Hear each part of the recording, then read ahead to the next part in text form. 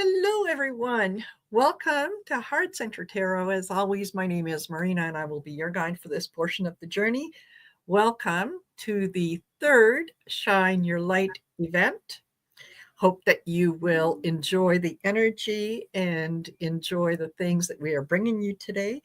And I have a very special guest that I would like to introduce you all to and say hello to Dr. Jennifer Lisa Vest. Hello, Jennifer.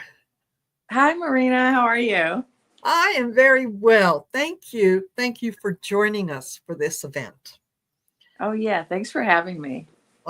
My pleasure. Your message and your energy is something that is very, very needed at this moment. So I think it was one I think it was one of the subscribers on my channel who had suggested that I listen to some of your videos, and I did. And it was like, oh, wow, girl, you talking my language. Not what you're putting down. So it was lovely. It was lovely.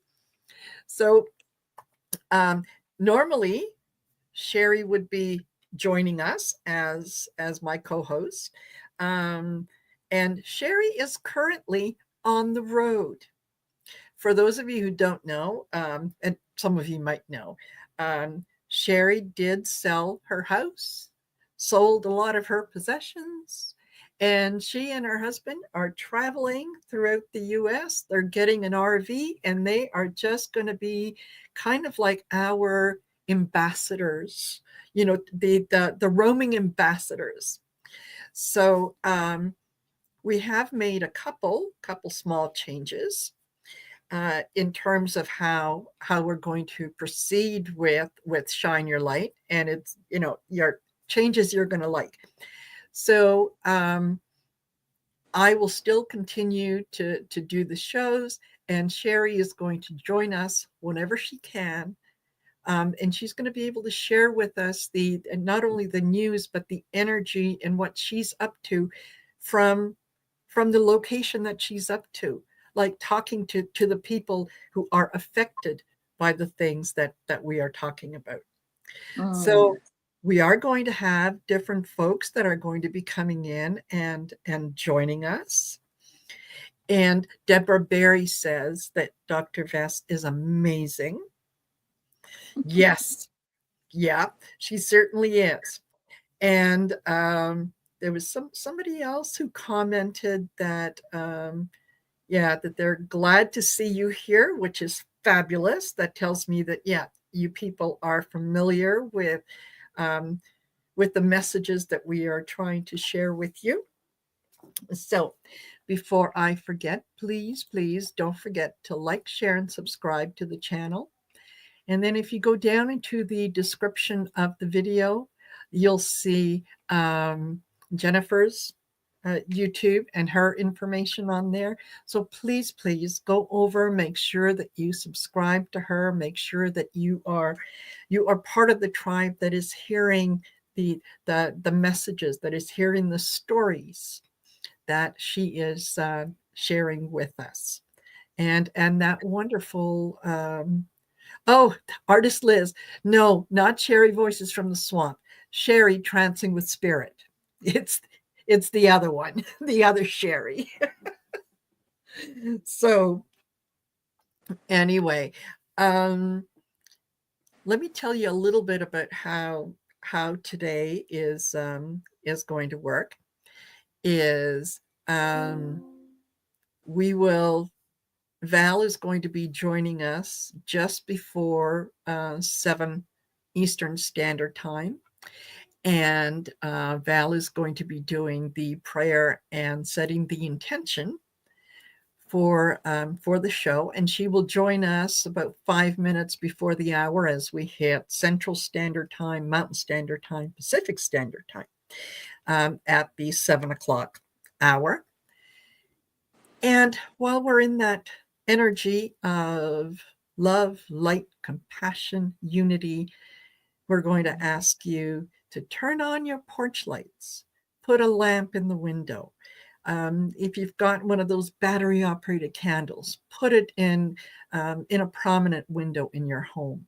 That is your way to shine your light, and it is a way for you to do something, right?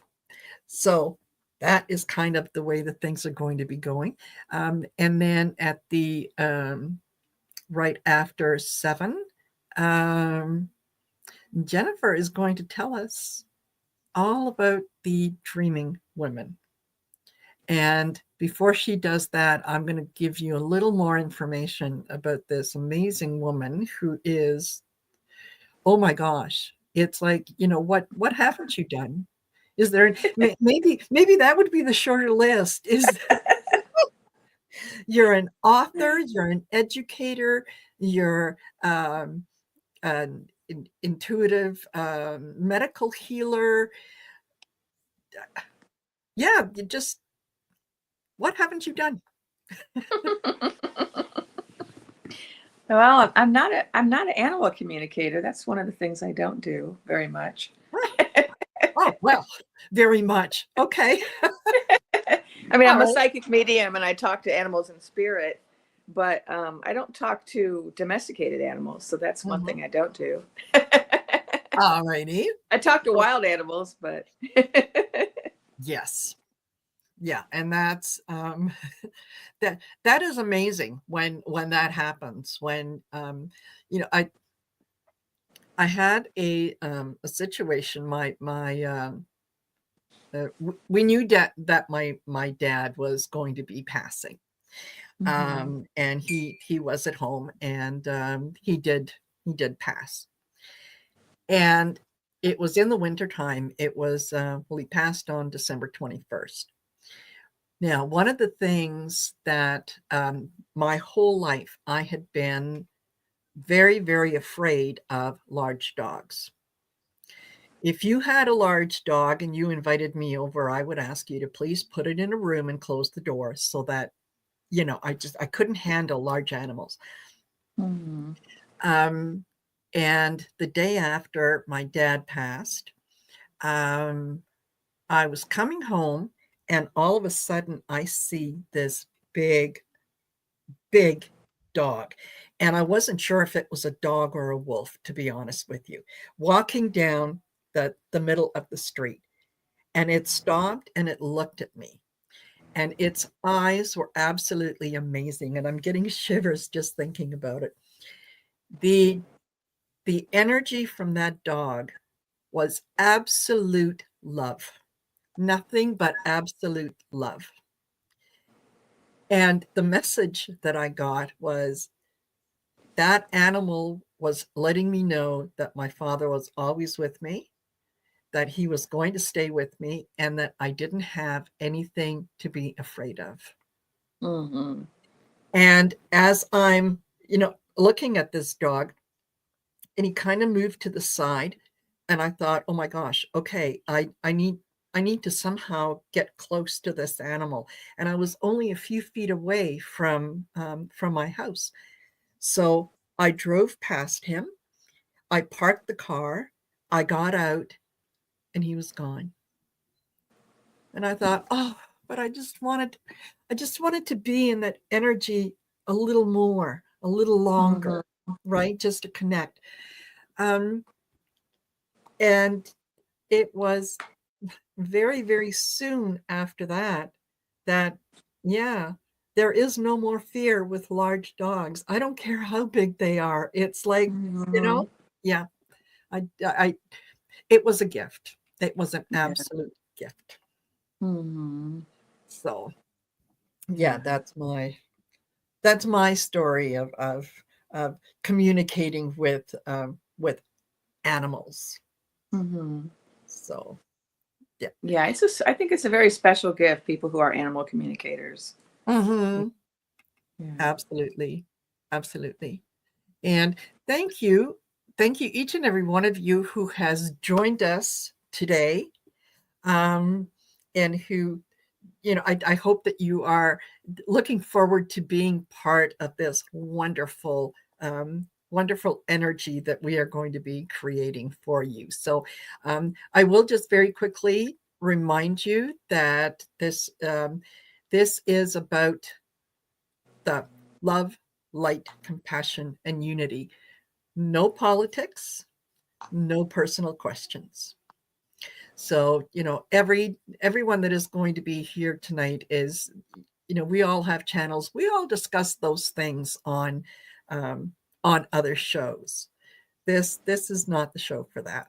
So, but thank you, all of you, for being here. And like I said, don't forget to like, share, and subscribe. And I noticed Tea Garden Teresa is here with us. And Teresa, I hope that you are sporting your own Shine Your Light t-shirt.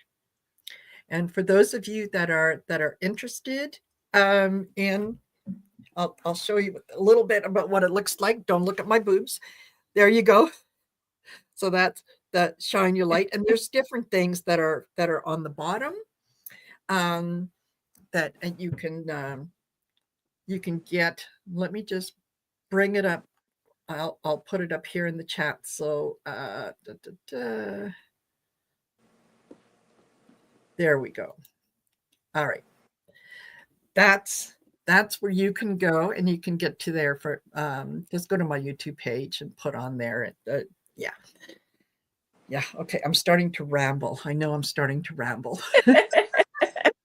It's like, no, I need to have other people here with me. It's like, do you people realize that I've been left unsupervised? Do you know what can happen? Yeah. And hello, Sherry, Voices from the Swamp, my mystical tarot sister. And yes, all of you. Thank you for being here. How many people are on? I can't tell. Right now, we've got 152. I think that we're going to, I'm sure that we'll have a lot more. And I will tell you guys, change in the schedule. Unfortunately, I got a text message from Linda G earlier this morning, saying that she won't be able to make it.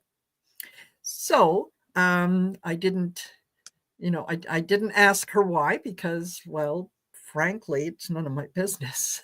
Right? It's very disappointing. So, I was looking forward to being here with her. I know. A big fan of her work. Well, and she's a big fan of yours. So, hey, it's a mutual admiration society. I hope you guys get together, because that is one show that I would absolutely love to see. So yeah, I would love that. Yes, absolutely. And the other change, and this is at the end of the show, is Terry Suzuki was going to do an Akashic healing for all of us. And she is, she is not feeling well. She's been under the weather for a few days. And I think she was hoping to get better, and it didn't work out. So, we're certainly going to miss that wonderful energetic healing, but you can go to her website, check her out. Look down in the description of the video, and everyone that is supposed to be here and that is going to be here, I've got their channels listed. So, go over, give them some love, right?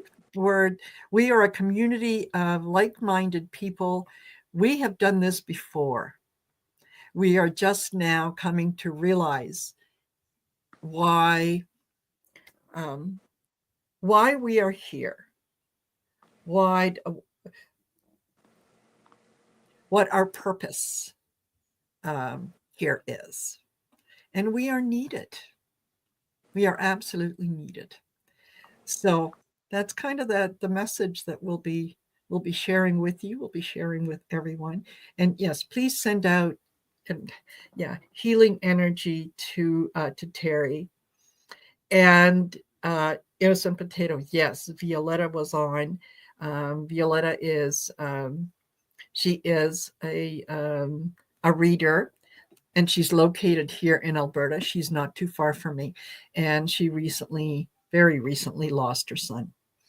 So, yeah, much love and compassion going out to her, and send her whatever energy she might need.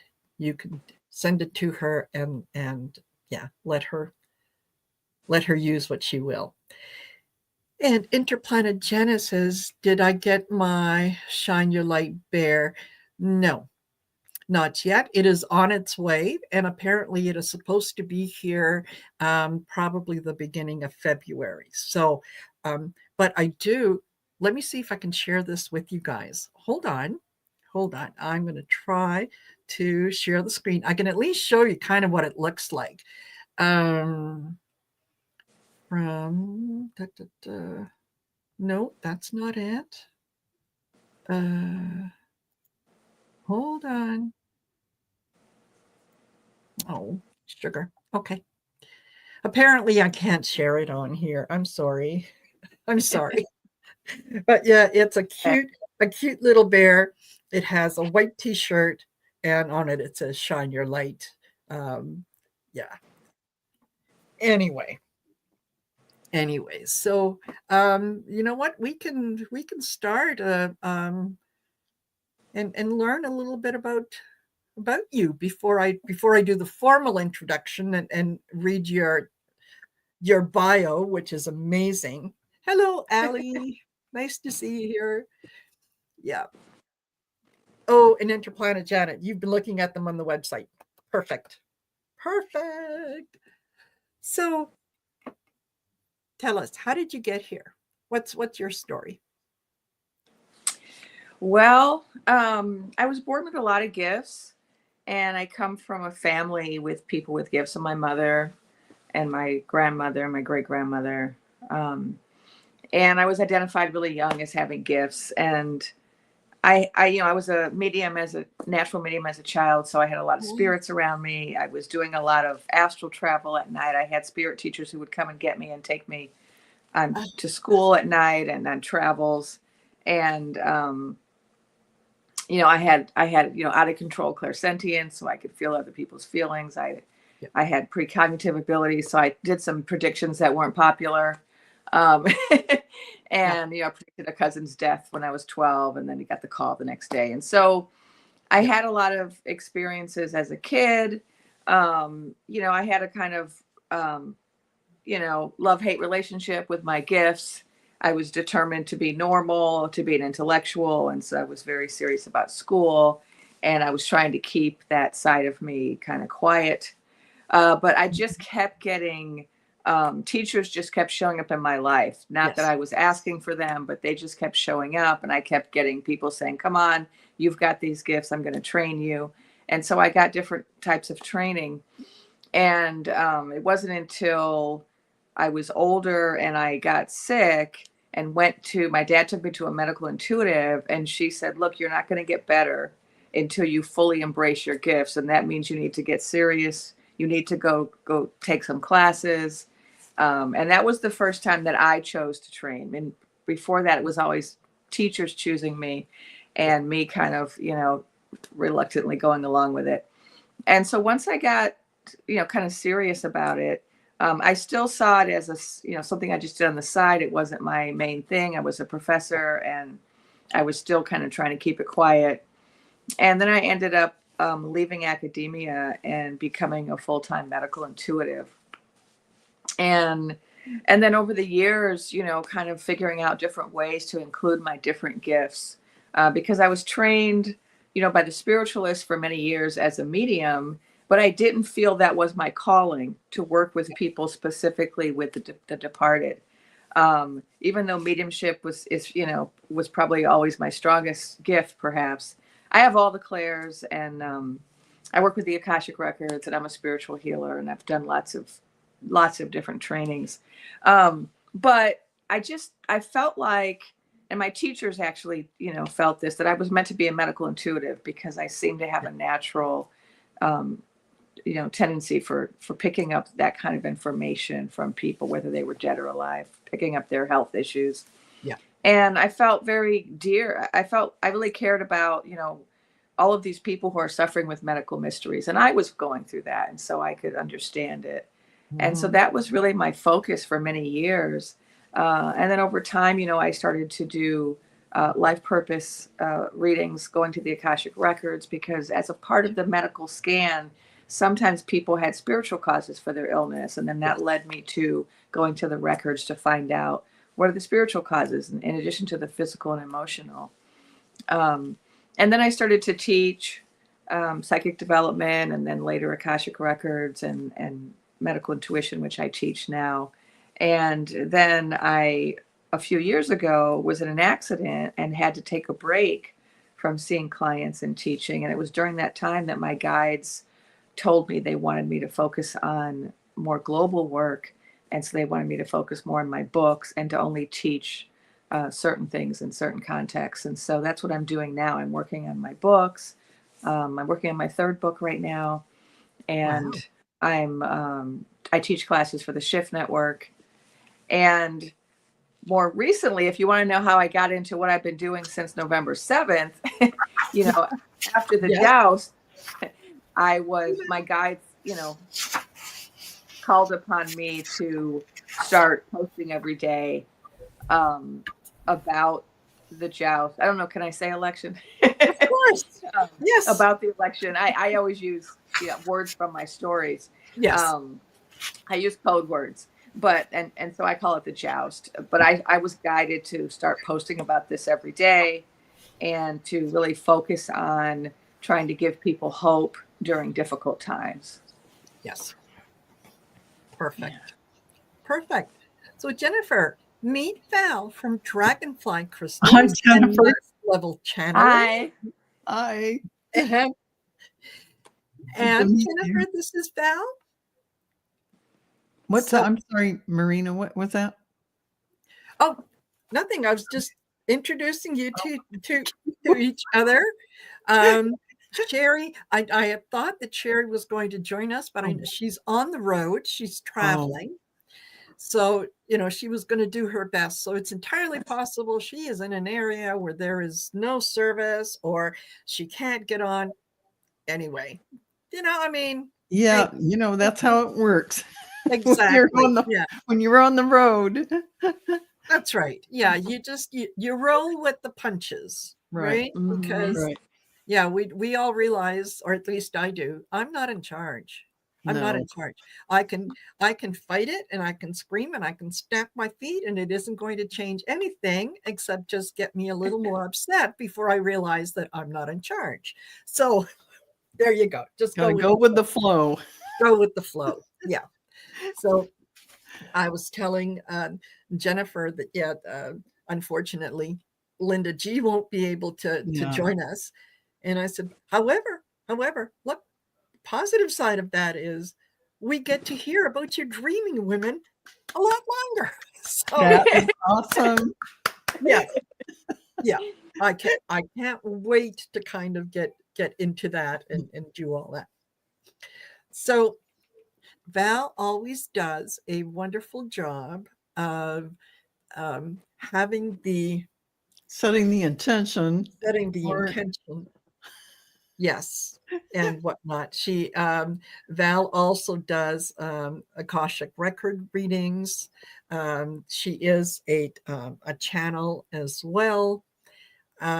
Just an absolutely wonderful human being who I love doing shows with, and I have missed you. Oh, and you. Yes. Yeah, we have a show that we do every Thursday called Messages for Lightworkers, and it's a never special show, special energy. Yeah. It has 110 episodes, and it hasn't failed us yet that we gather, maybe half an hour, 20 minutes before the show goes live. Yeah. And, we catch up. How are things? Okay. What message did you get? And it has never failed that we receive the same message at the same time, and it works. It's And been Sherry, oh, Sherry's here. hey Sherry, Hi. we've been talking about you. So great that you're able to join us. This is Yeah. Jennifer.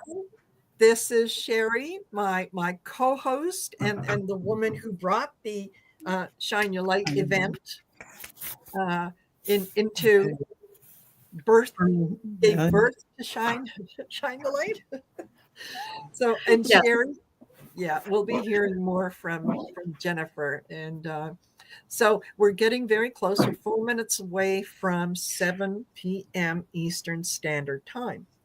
So we're going to ask Val to do the prayer and set the intention for us. And then at 7, we'd ask you to turn on your porch light, shine a light, put a lamp in the window, whatever it is. To Okay. Okay. Ready? Ready. Okay. Beloved divine source, infinite presence that unites us all. We give our thanks for the shared light and love poured forth throughout this sacred gathering. As we bring the Shine the Light event, can I start over? I realized this is the end.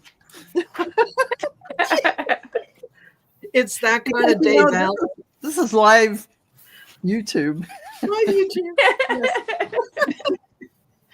This is just a glitch in the matrix, everyone. Nothing to see here. Let me start over. Okay, now deep breath in. Divine, beloved infinite creator, divine source, all that is. We stand here as sparks of your sacred light, inviting the highest vibration, the highest timeline, where peace, love, and unity flow freely among us. We call forth upon our guides and angels and all benevolent beings of light to join us in this moment of deep connection. May our combined wisdom, protection, and inspiration guide us to the fulfilled truth of our divine source nature. As we turn our porch lights on and light our candles, may this create a resonant link of our hearts together with this intention of worldwide peace, love, and unity during this Shine Your Light event. From this moment forward, creating cascading ripples of resonance within humanity and Mother Earth, and may this resonate out to the multiverse and beyond. As we gather in this sacred space, we open our hearts wide, allowing divine source love to pour forth from within. We recognize ourselves as co-creators, infinite expressions of your boundless grace. Together, we shine our light across the world, wrapping the planet in a tapestry of compassion, envisioning every being lifted and held in peace. May our collective intention activate healing, radiate unity, and foster the ongoing expansion of hope and harmony in every heart. We give thanks for this opportunity to come together, to stand as vessels of divine source light, and to send it onward, unceasing, to all corners of the earth. And so it is. So be it. It is done. Thank you. Thank you. All right. That was the right one. That was the right one. That's beautiful, Val. I love it. I love it. Wonderful. Thank you. I'm going to disappear till the next one. Until the next one. Bye, Thank you. Thank you, Val. Thank you. Wonderful Thank you. job. Good to meet you, Jennifer. Okay. That was wonderful. Right. Yeah. Yeah. It just, Val always does a wonderful job at that. Mm-hmm. Yeah. She does. Yeah. And Sherry, now that you're here, tell us about your adventures. I was telling everyone that you're on the road. You're going to Yes. be like our, Roving ambassador on reporter. the ground. Yeah, roaming reporter and all that kind of good stuff. So Yes. So everyone who has watched our Shining Light knows pretty much I was awakened by my guides in the middle of the night. They woke me up. They told me to get up, and I didn't want to, and they said, too bad. And so I got up, and we started this whole Shining Light. And I always kind of had a feeling it would morph and it would change. I didn't quite know how, but then, my husband retired at the end of the year. We sold our house. I always wanted to do the nomad travel thing for a year or two. And then we decided just, to go for it. And then as we're traveling across the country, I did get a channeling, and I got some messages, and I knew that it was time for me to take it in this direction and in one direction as I travel the country. yes. And then Marina keeps it as it in its in the way it is on YouTube right now, and keep them more formal. And I'm going to go in my direction, and we're each going to kind of do our own thing, with the same principle, but different. Yes. And we're each going to kind of have our own websites, but different. Yes. And they're going to kind of concentrate on people that like more of, say, what I'm doing, the roaming, more of trying to put the people and spirit, maybe mixing the two on a more fluid level. And then Marina's going to be a little bit more on the structured YouTube, level. And two, I just feel that I'm meant to do this. There's something about I need to tell the stories. I need to tell America's stories. I need to tell the story of the people. I need to tell. I don't exactly know exactly what that is, but I need to tell. I need to help. I need to connect. I haven't totally fleshed it out, but I'm just following what Spirit wants me to do. And Spirit's saying, this is the way I need to go. So this is the way I'm going. And then, so I'll be changing my website. Now it says Trancing with Spirit, which is my website, but I will be changing that into my version of the Shine Your Light on the Road. And I'm going to bring stories from America, along with different things. I also want to help people. How do we connect to Spirit? And then how do we do that in our everyday life? How do we make sure we check on our neighbors? How do we start that community garden? How do we start a barter system in our own city? How do we get by? I mean, we didn't need all this a long time ago. We got by. So we could do that again. So how can we do that? And how can you really know what the people need if you're not with the people? So, and that's just what I feel I need to do. And it was really strange. I was going through Missouri, and I just kind of zoned out, and I pulled my book out and I started channeling. And I'm like, but part of it was, how will they know it's me? And I still haven't totally fleshed that out yet. It was just like, they'll know, because I'm like, I don't look like me in the particular life that was talking to me. They're like, you don't understand. They'll see your spirit. It's about spirit. It's not about the incarnation of the moment. It's about the spirit. So that kind of really opened up a whole new perspective. It's like every day is a new perspective for me.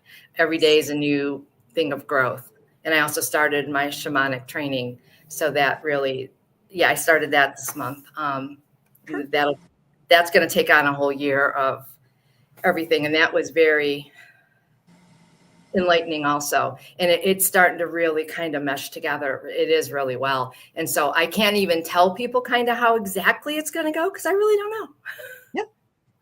Yep. We're going to go with the flow. Yeah, exactly. So that's what I'm doing. And that's why I'm here late. And that's why I probably won't be here the whole night, because to be honest, I'm exhausted. And I just got into Fort Worth, and somehow my husband always picks the better driving end. I don't know how I always end up with the crappy end of the driving.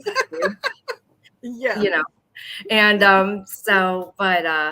but we made it in, and we did go to Roswell. And I have to admit, it's really strange going across country.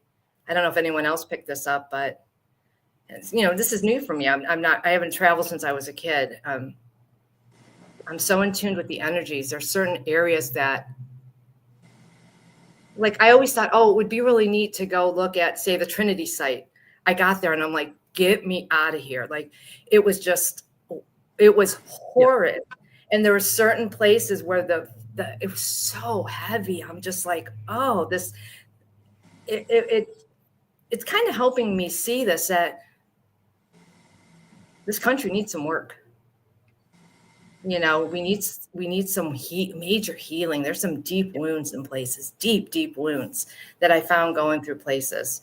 And some places I didn't think I would like weren't as bad as I thought. And some places I thought I would really love, I'm like, yeah, not so much. Mm-hmm. And, you know, I always wanted to go to Roswell, and I felt like I was disrespecting them the whole time I was there, the star beings. I felt very disrespectful. Mm-hmm. I know that sounds crazy, but I felt it was very disrespectful, and I almost couldn't wait to leave. But it is amazing how it has changed. So I know I sound a little crazy right now, but I've just been driving like 9 hours. So No, that's fine. You're fine. But that's kind of where I'm going and what I'm doing. And the best I can say for me is stay tuned. We're going to be heading towards Florida for a few days, and then we are going to go back to I'm a native Clevelander. We're going to be there for a little bit, and then we're going to hopefully find our RV. We have some things we need to finish taking care of, and then hopefully we'll be hitting the road for good. And then I will be working on my website from now on, and I will pull it together within the next month. And hopefully you'll be hearing bits and pieces from me as I go forth.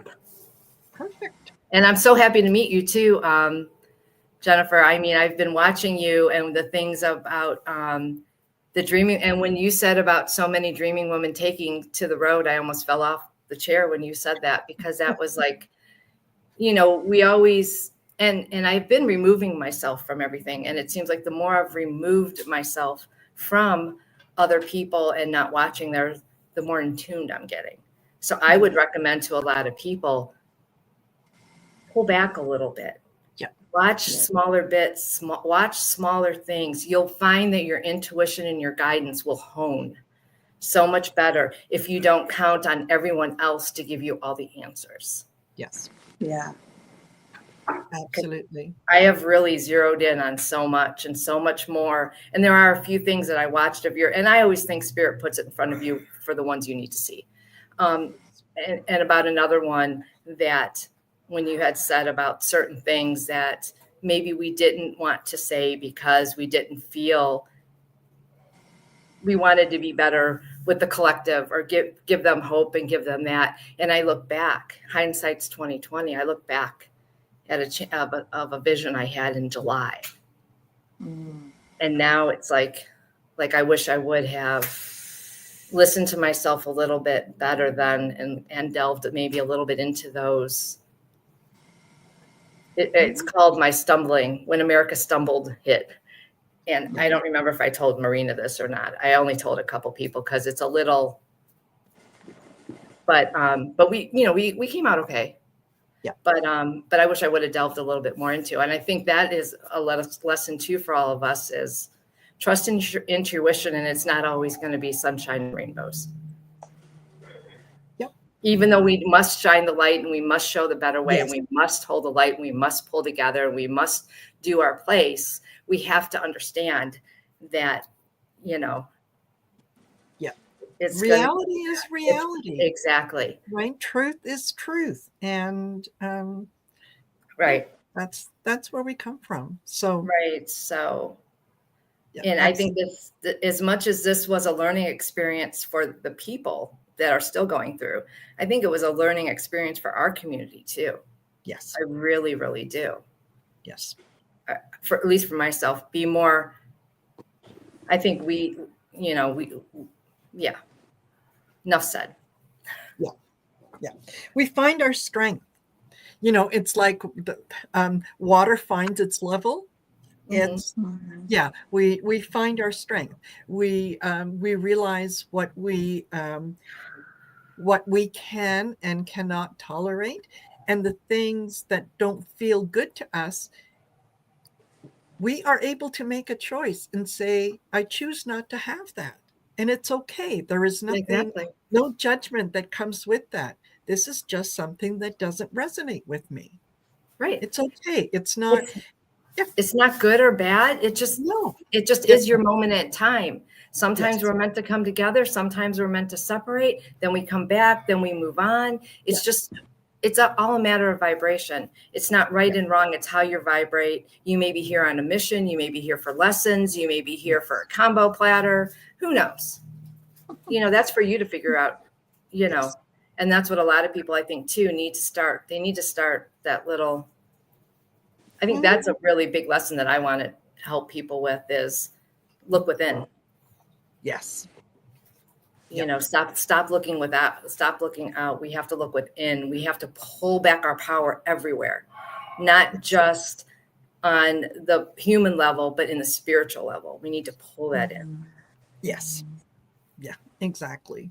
And it's, that each and every one of us has to do a little bit of the work that might be uncomfortable, but that is how we grow. That is how we learn. Oh, yep. And when,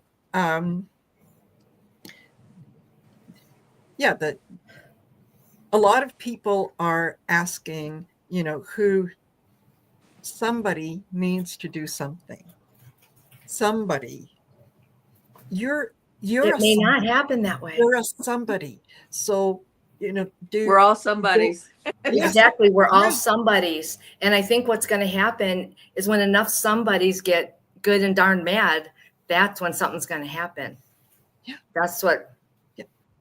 Start in small ways. Part of that start is take sovereignty over yourself. And over your beliefs, what it is that you value, what it is that you hold dear, and do it without judgment. I think that is the big thing, is that it is not, I'm learning more and more, it is not a case of us against them. No.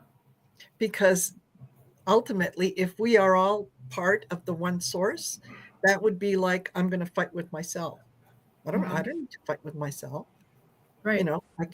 So anyway, that's true. And as much as we're going into new energies, the past can also teach us a lot. Yes, absolutely. And it's learning how to pick and choose. It's not always, it's duality. There can be several things that are correct at the same time. People often think it has to be one way or another when it doesn't. Exactly. People don't like to hear, well, maybe the collective as a whole needs to learn the bigger picture of a lesson. Well, maybe they do, because maybe you can't grow until, let's face it, like when things happen, lots of times you can help your kids as much as you want, but sometimes the best lesson is when you don't. Yeah. And that's the hardest thing for a mom, I know, to do, is to let your kids fall on their face and go, I'm sorry, I can't help you. But it's the best thing you can do for your kids. Yes. Is sometimes let them fall on their face. Yes, because we are responsible for our own journeys. And sometimes when we try to be helpful, what we're doing is we're getting in the way of someone else learning their lesson. Right. And that's, we can't do that. Exactly. And I've said this before about my mom's death. Yeah. I had such a huge awakening with my mother's passing and her gift to me in understanding of personal journeys. That was a gift. I still get teary when I think of it, because that was the two best gifts she gave me, was life and her death. Yes. And the understanding of those two. Yep. And I can't thank her enough for that. Absolutely. So, and I guess that's enough of me. Yeah. So, we're just before we get into Jennifer's presentation, I just want to read you a little bit about her bio, and just so that you have an idea of where she's coming from. And this, I found this amazing. Okay. So Dr.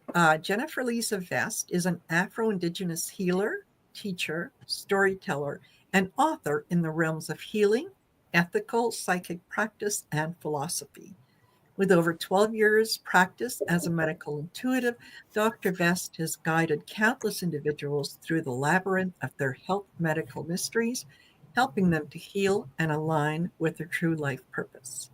Dr. Vest's capabilities also include mediumship, reading the Akashic records, Reiki, and past life regression.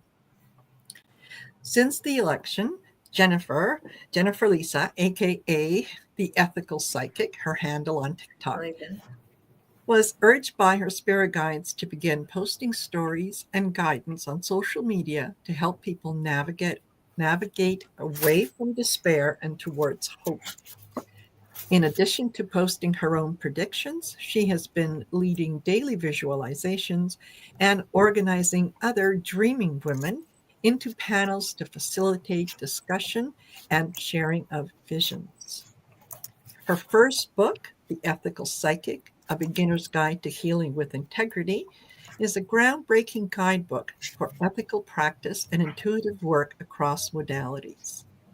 Her newest book, Sovereign Wisdom, Generating Native American Philosophy from Indigenous Cultures, was published this year. She holds a PhD in Indigenous Philosophy and Ethnic Studies from UC Berkeley, an MA in Caribbean History from Harvard, told you she was smart, and a BA in Physics from Hampshire College. Her first career was as a philosophy professor. She is certified as a quantum healing hypnosis technique practitioner. That's Dolores Cannon, QHHT, and a Reiki master practitioner. Spent 5 years being trained by spiritualists and has been trained in the traditions of African American hoodoo, Native American sweat lodge, Jamaican revivalism, Trinidadian Shango, and spiritualism from community elders. She teaches a variety of classes such as Indigenous medical intuition and psychic development on the Shift Network, and also offers on-demand classes on medical intuition, Akashic record reading, mediumship, and healing on her website, drvestmedicalintuitive.com. She also has a podcast, Journal of Medical Intuitives. With training from both academic programs and traditional Indigenous settings, Dr. Vest brings a unique blend of intuition, logic, and critical rigor to her healing practice. Now, told you she was special. So that, as I mentioned earlier, please go down to the description of the video. And I have everyone's links there. So make sure that you go over to Jennifer's links. Yeah, do that, the like, share, subscribe. Make sure that you hear more of what it is that she is sharing with you. And yeah, sign up for classes. Look into taking some classes. Look, we bring this to you. We're making it easy. So with that, welcome again, Jennifer. Oh, thank you so much. Looking forward to healing, yes, but also hearing about the dreaming women. Oh, well, thank you. Thank you so much, Marina. Yeah, I pretty much, as I'm sure all of us do now, we just live our lives based on whatever spirit tells us to do, right? Yes. And we never know what that's going to be. And so I woke up, there were all of these women all over the country that woke up at 4 a.m. after the election, right? And people woke up with a lot of similar messages. First, people woke up with the message of, this election is not what it seems. Actually, the person that won is not the person that's being declared. And then people were waking up with visions of a future where I call her the Lotus Queen, was going to be in the seat, and the revelation would come out about what was going on. And so different women had different versions of kind of the same vision all over the country. And then some of us woke up with like a really strong sense of we needed to do something. And I was one of those people where I woke up both with a very clear sense of what had actually transpired behind the scenes, and also with this like sense of mission that I was meant to start sharing that message. And so I started posting every day on TikTok. Prior to that, I was not a big TikTok poster. I had posts on there, not a lot. I use the account primarily to promote my book, The Ethical Psychic, but then I was being called upon by my guides to just start posting like every day, and they made it really clear to me that I was supposed to help people deal with the despair and to help people remain hopeful, and also to help people understand the truth of the situation. And so I was posting, these different visions. And so every day or every other day or so, I was going into a trance and getting messages from my guides. And sometimes I was going to sleep and getting messages, because I can dream either while I'm awake or asleep. And I was then sharing these with people as posts.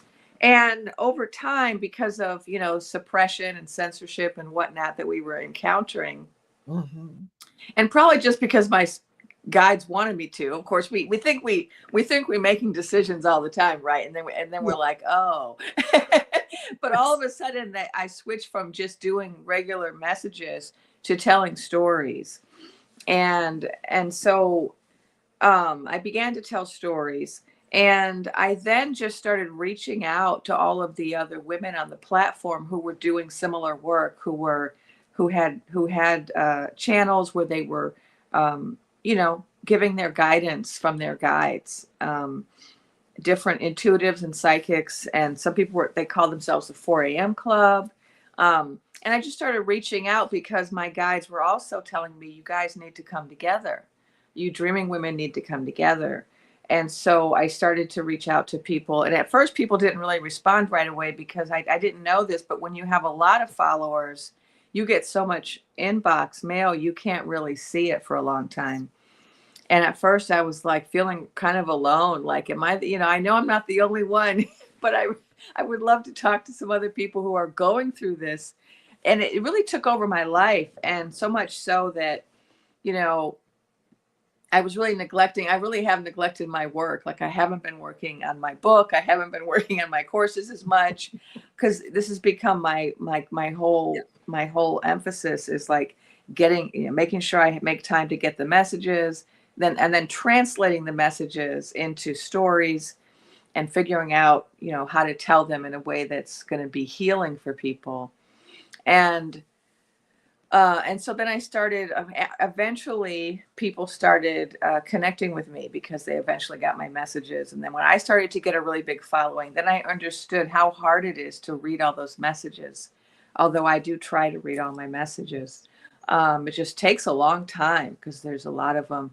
And so I eventually started connecting with people, and I was feeling called to organize in some way, but I didn't even know how to do a live, like I did a live, and it was, I couldn't even figure out like, moderators, it was a mess.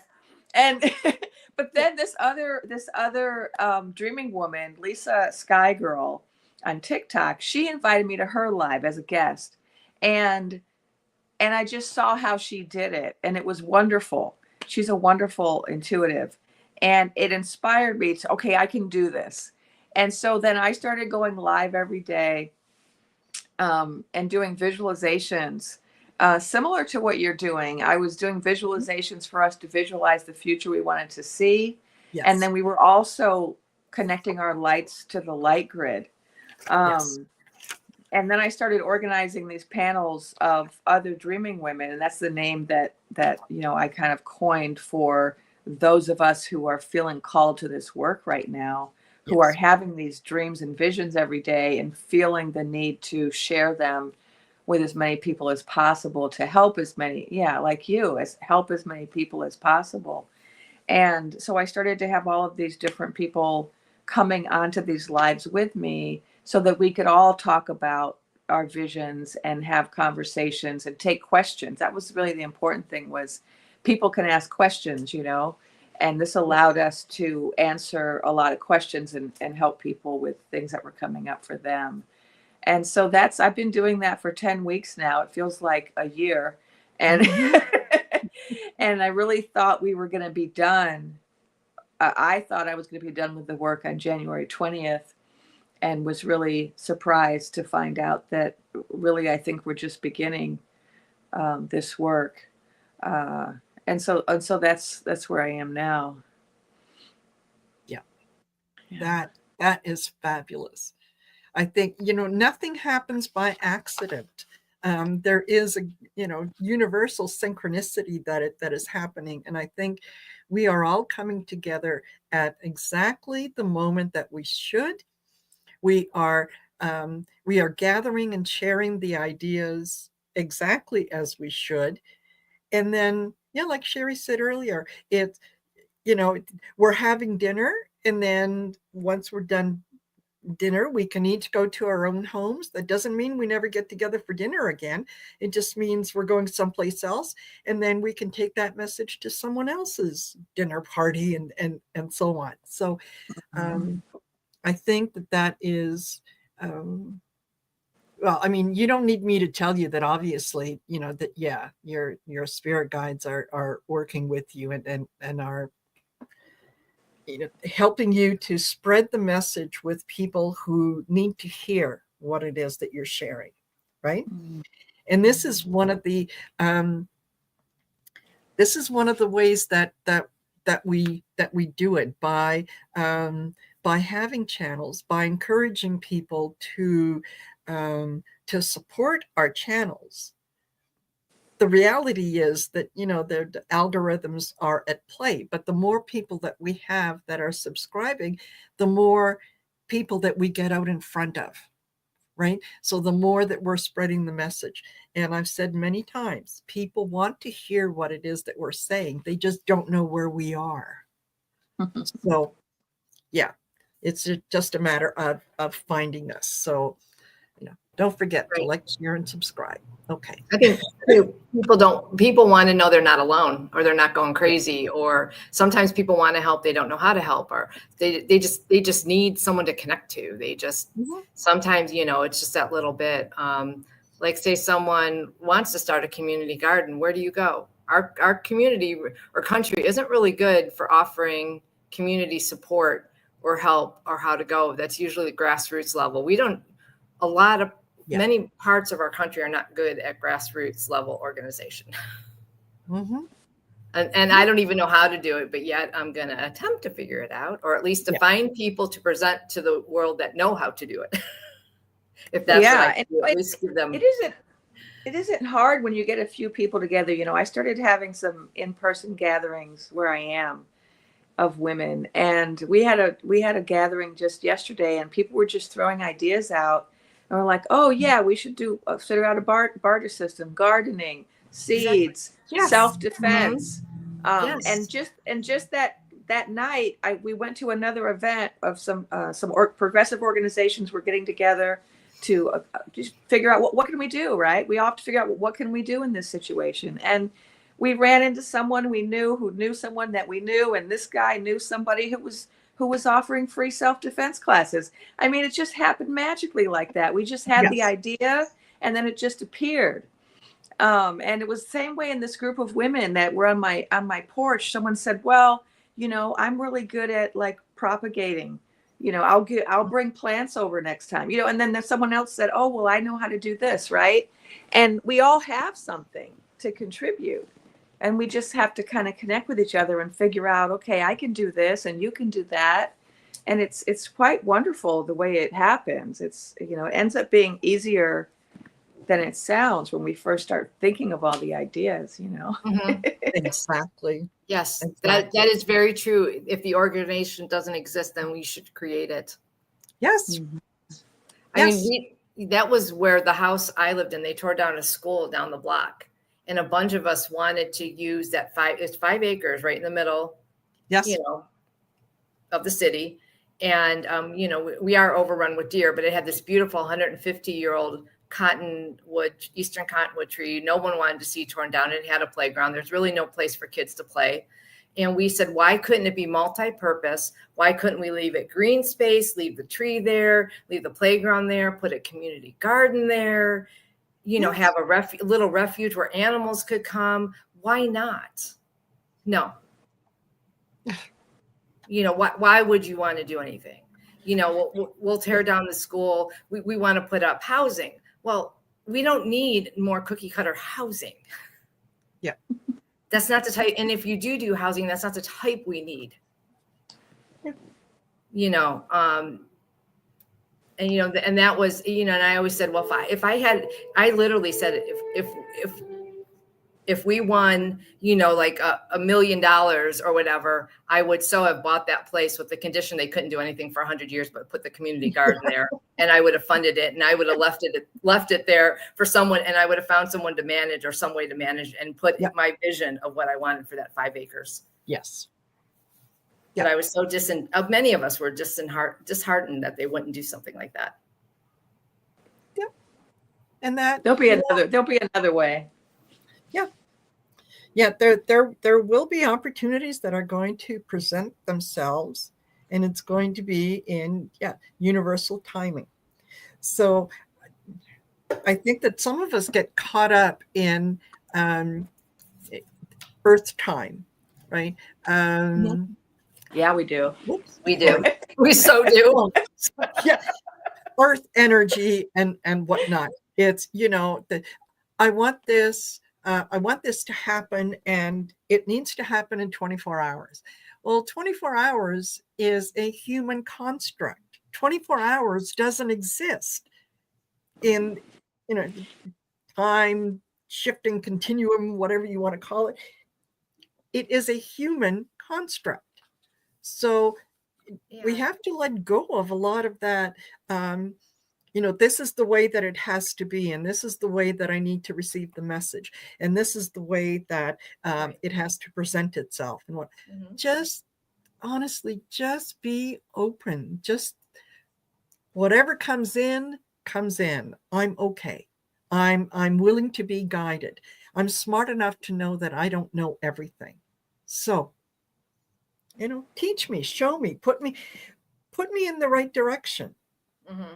Right? Steer me in the right way. Show me how these things are done. So, and I think that is what a lot of us, a lot of like-minded people are coming to realize, that there are things that truths that we believe that we need to question. It is. And if anyone ever experienced, and some of these concepts are really hard for people who haven't experienced it, or if they don't want a time slip, or a difference in time, when time seems to go in slow motion. A lot of people don't think that happens, but it can happen. It's amazing how you can get out of sync of real time. So time is really it is really relative. Yep. It's so, it's so different from what we think. And so many, it's like we were in the UFO museum, and we were going through it, and we were at the Close Encounters of the Fourth Kind, and some guy saying, I don't really know if these things are real. And, knowing me, because my mouth always just seems to open, I go, oh, I had one. And they go, huh? I said, yeah, I had one. And I explained it, and they go, well, weren't you afraid? I said, absolutely not at all. I said, I thought it was the coolest thing, and I was never so calm and never so at peace. It was wonderful, and I so can't wait for my next one. It's like, I'm ready, Mm-hmm. And they were just like, and you weren't, like, they must have asked me, and you weren't afraid, I said, no. Why? Yeah, I said, it was the most amazing thing.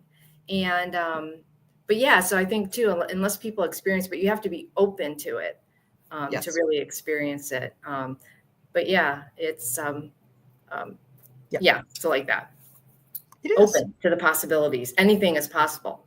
You just have to be open. I've had time slips. I've looked out the window, and I saw one time a car, like a modern pickup truck, racing a hover car down the street.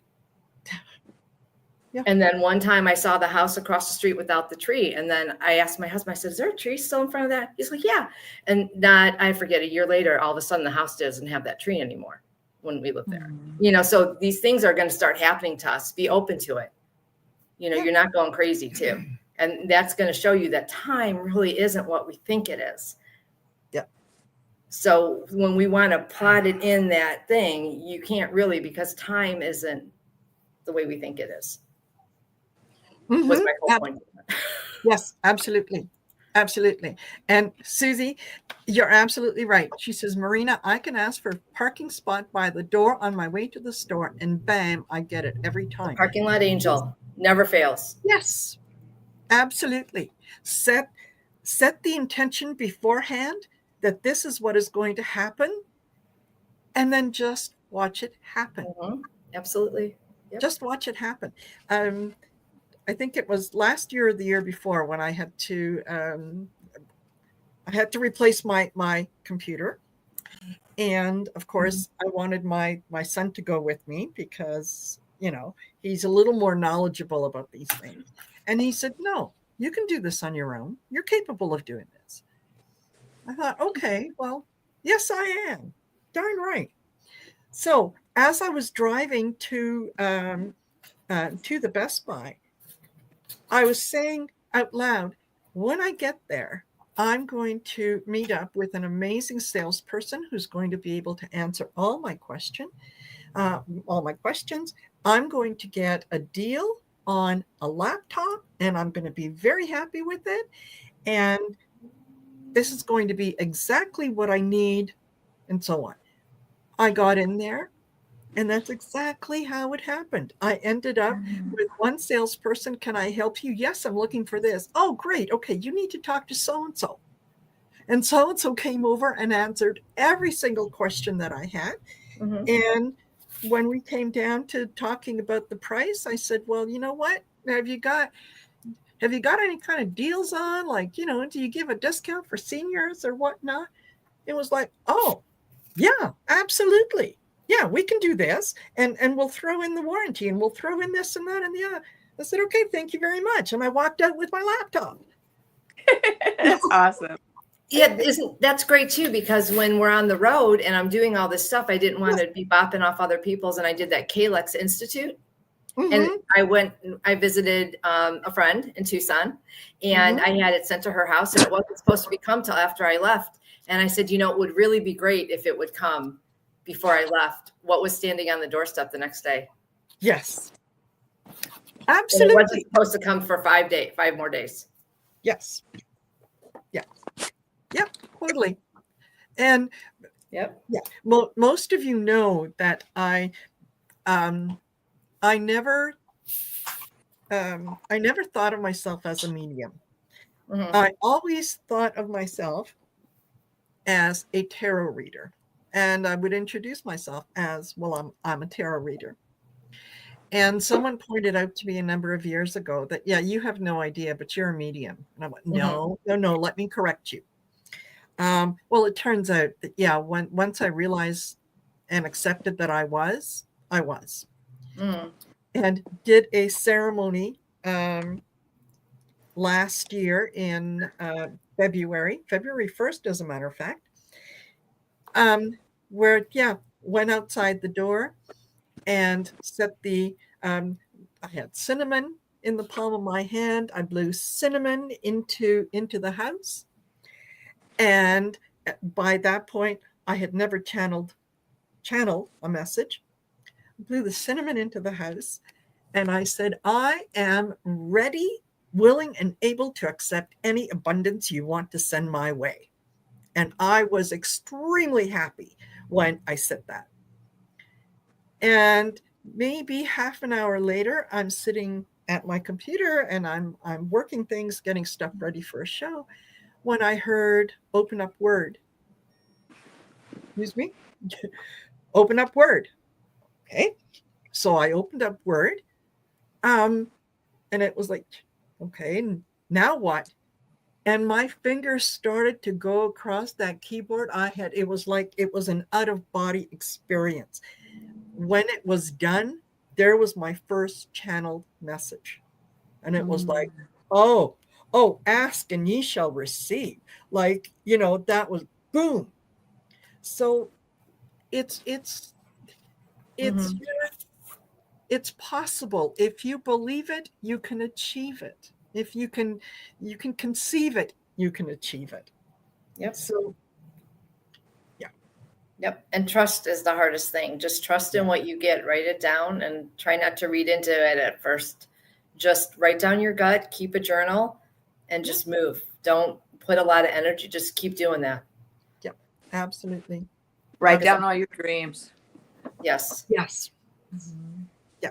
Because you never know which ones are going to come up next. You never know which direction spirit is going to send you and where you're going to find exactly what it is that you're looking for.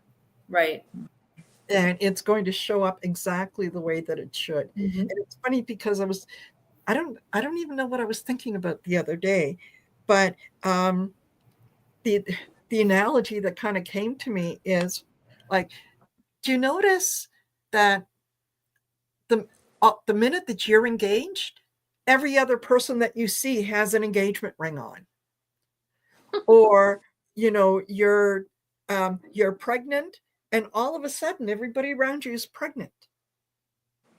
It's yeah, spirit works in mysterious ways. So Lisa, Sorry. Jennifer, what's next for you? What's your next wonderful adventure? Well, I'm at that point where I'm trying to figure out what we're being called to do now. I had this, I think I talked about it in one of my videos, that I had this, I have this mutual intuition influencer. She's from Canada as well, like you. And she's just this wonderful, bright breath of fresh air who's just full of ideas. And she gets ideas from her guides as well. And she's been saying, oh, I see the Dreaming Women on tour. I see the Dreaming Women doing all these gatherings. And I'm like, I don't know. That's a lot. Yeah.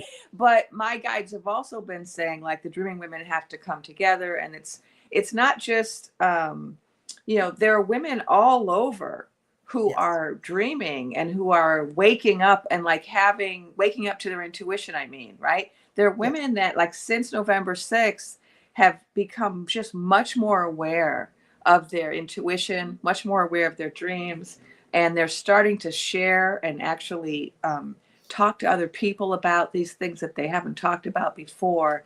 And we have this rise of the divine feminine and this intuition explosion that's happening.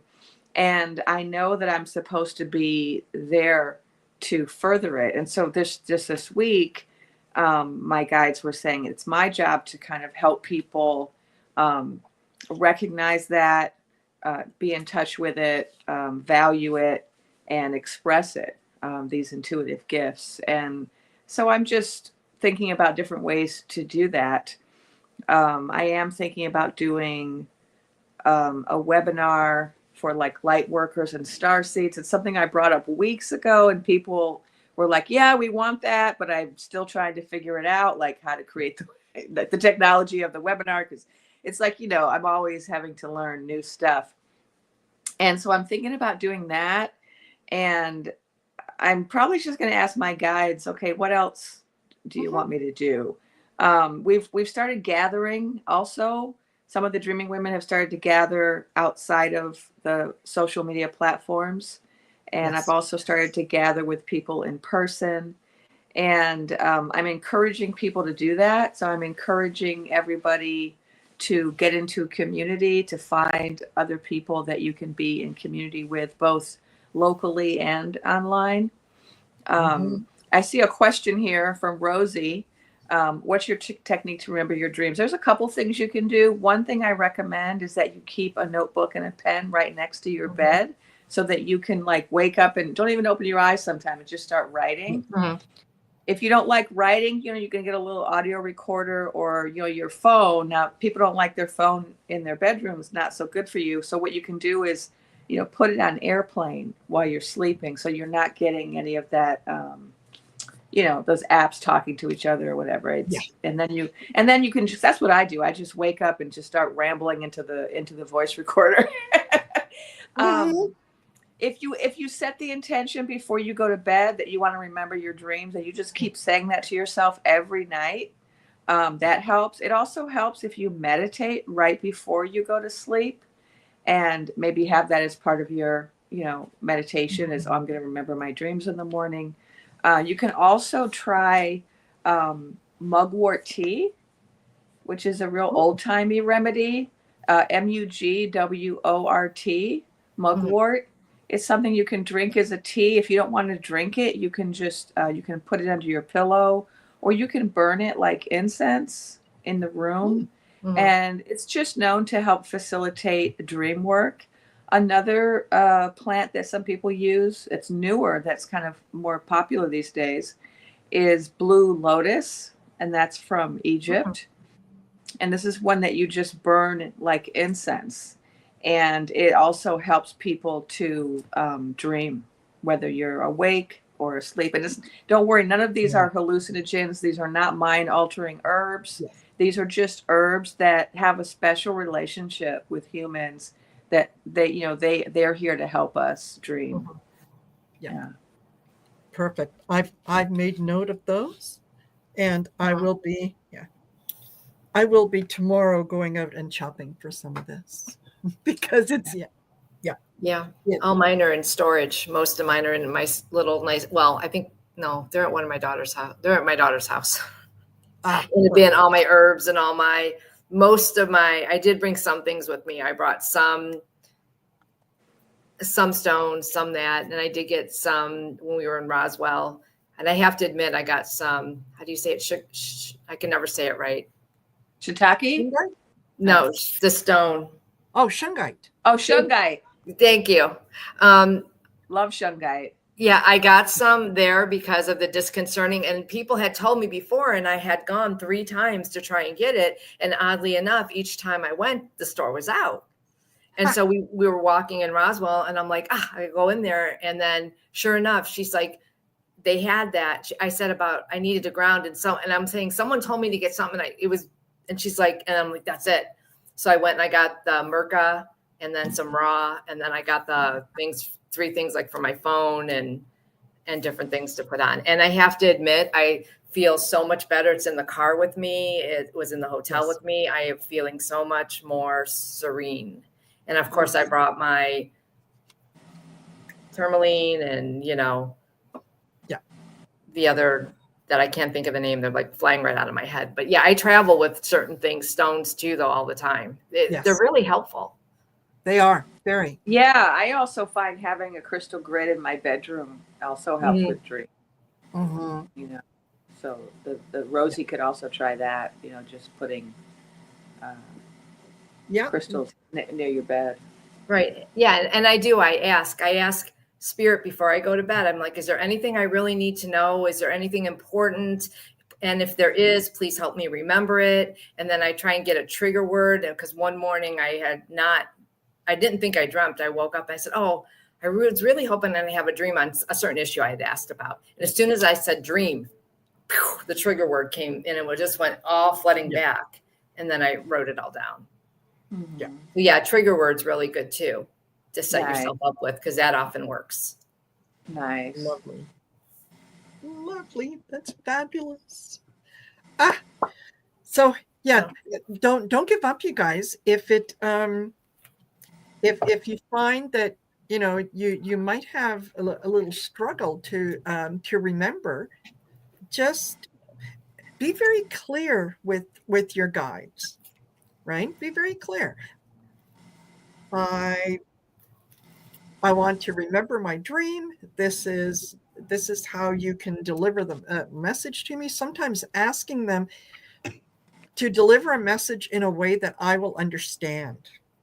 And they will use your reference point. So what makes your dream might not make any sense to anyone else but you, because they're going to use your reference points. Just like I'm into movies and music. So what do I get? I get movie scenes, I get music, I get different things like that.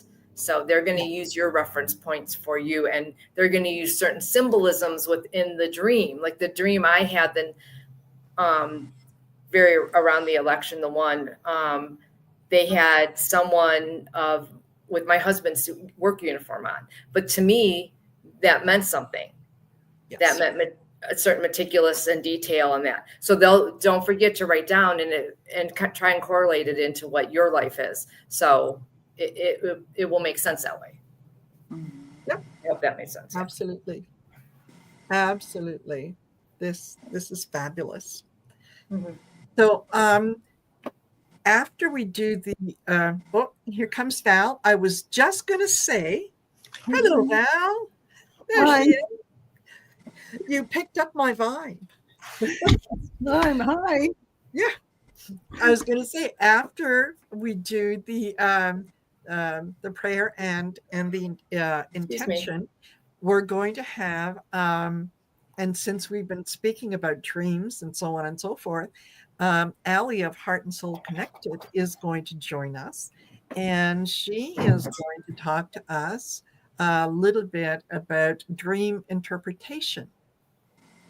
And then at about the halfway mark, Kim Copeland, medium Kim Copeland, is going to be joining us and talking about the messages that come through dreams and so on. So, if this sounds like something you're interested in, stay with us. Stay with us.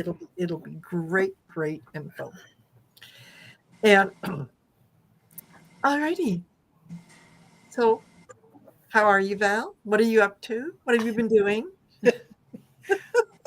Taking a nap. I taught a meditation class this morning, and I'm trying to adjust to Pacific time from Eastern time. So I have a little bit of jet lag. But yes. Yeah. And someone had asked earlier, Jennifer, are you familiar with White Eagle?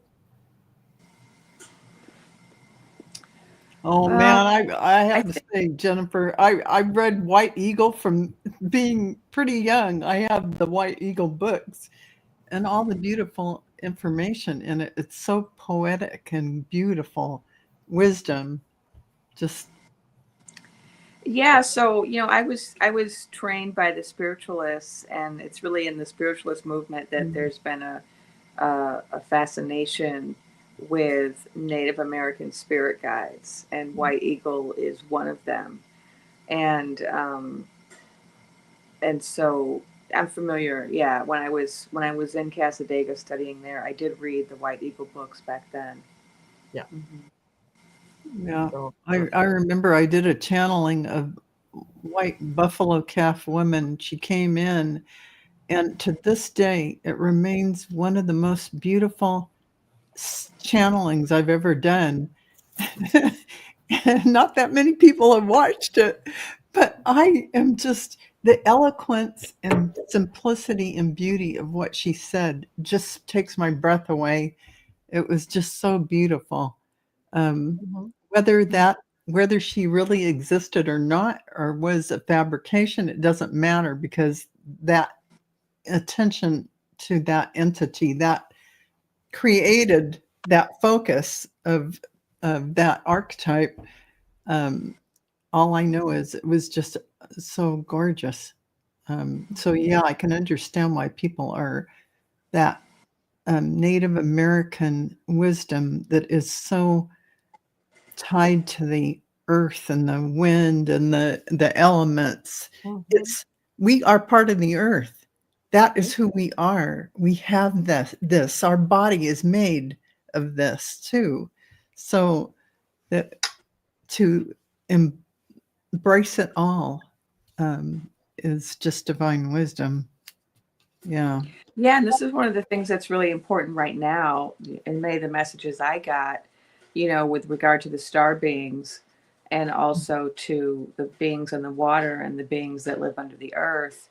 The reason that our joust and all of these jousts throughout the different countries that are being finagled, the reason it's important is not just because of, it's not really a political thing. It's not really a this party versus that party thing.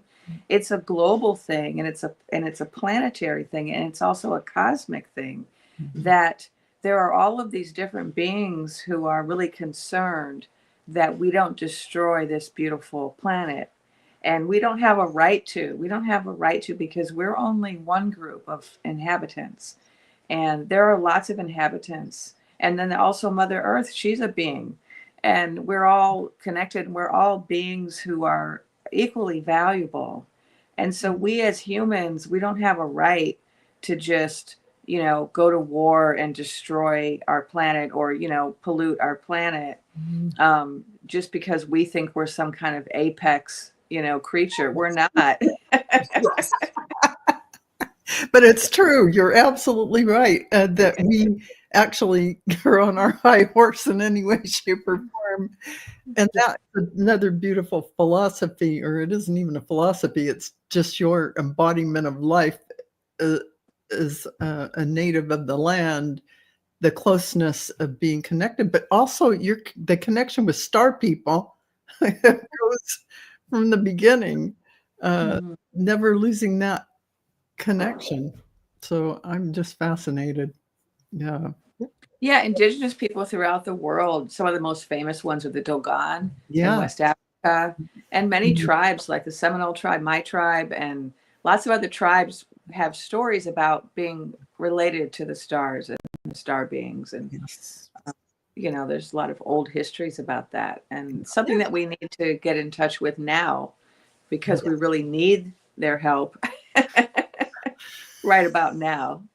For sure. Absolutely. I don't mean to laugh, but no, it's true. We're like desperately needing it. Yeah, exactly. But what do they say? When all else fails, laugh. Because what does laugh do? It raises your vibration. It does. brings you center. It actually calms you. There's something magical about sublime humor in times of crisis. It's true. And even the black humor, the humor that is a little dark, but you gotta laugh, because you gotta laugh at what the universe throws at you. Well, it's you creating it, but by the way, it is kind of funny that you would put that stuff in front of yourself. It's just this isn't funny. But why is it? I was driving today. And I had mentioned that I sometimes get the worst of it, but my cousin called me and told me a family member had passed while I'm driving. Oh. And I know the one that passed is probably laughing. Oh, probably. Why do things happen when I'm driving? The shit is hitting the fan and she took off. So who's the dumb one? Right? Who's got the last laugh now? Who's the stupid one with egg on their face? She's all laughing. Crazy. Going, I know. I'm like, why me? Yeah. That's what I mean about dark humor. Yes. As soon as you said, I was thinking that, and I'm like, yes. But my uncle who had passed would laugh, and so would my mom. Yeah. Like they would so laugh at that because it's funny. It's funny. Yep. Totally. Totally funny. All righty. All okay. Right. Are you ready? Central Standard Time. I am ready. And I'm not in Central Standard Time, but I'm ready to read. I am. Yes, please. Yes, please. Okay. So, beloved infinite source, divine creator of all that is, that resides within us all, we gather again in unity in the shared field of love to celebrate the radiant power of our hearts and shine our collective light upon the world. We call forth our sacred heart, our angels, guides, ascended masters, and benevolent beings of love to assist us to amplify our field of light and radiance. May our combined wisdom and grace inspire worldwide peace. and activate the remembrance of the divine source within us and lead us into the highest vibrational timeline. In this sacred moment, we open our hearts like blooming flowers, ready to spread the fragrance of compassion and the warmth of unconditional love into every corner of the earth. Together we envision a tapestry of unity, one woven from threads of peace, forgiveness, and joy. Let our shared intention illuminate our individual paths and spark a global awakening.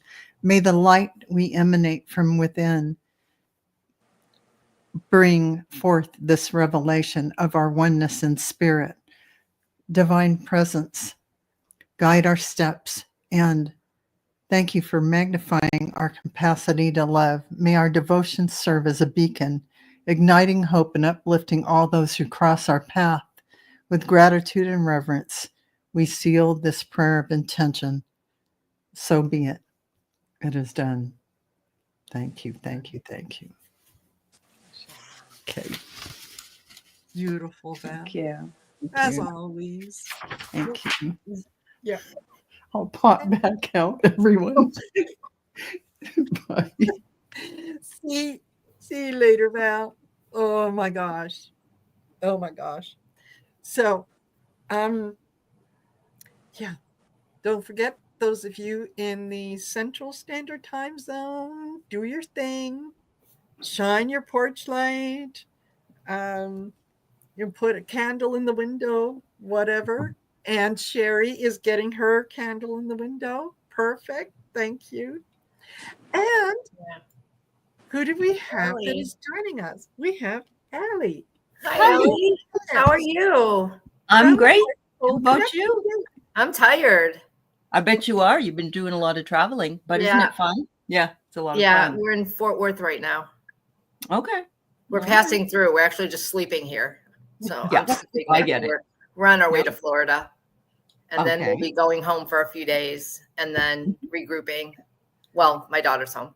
And then heading back out. So Well, it beats the cold weather where you usually are, right? it sure does. Yeah. Mhm. Yeah, we it was real nice. We were in Tucson for 5 days and Phoenix Uh-huh. for a couple days, and it was real nice. Great. That's good to hear. Good. Yeah. Yeah. I hope all is well with you. Doing okay.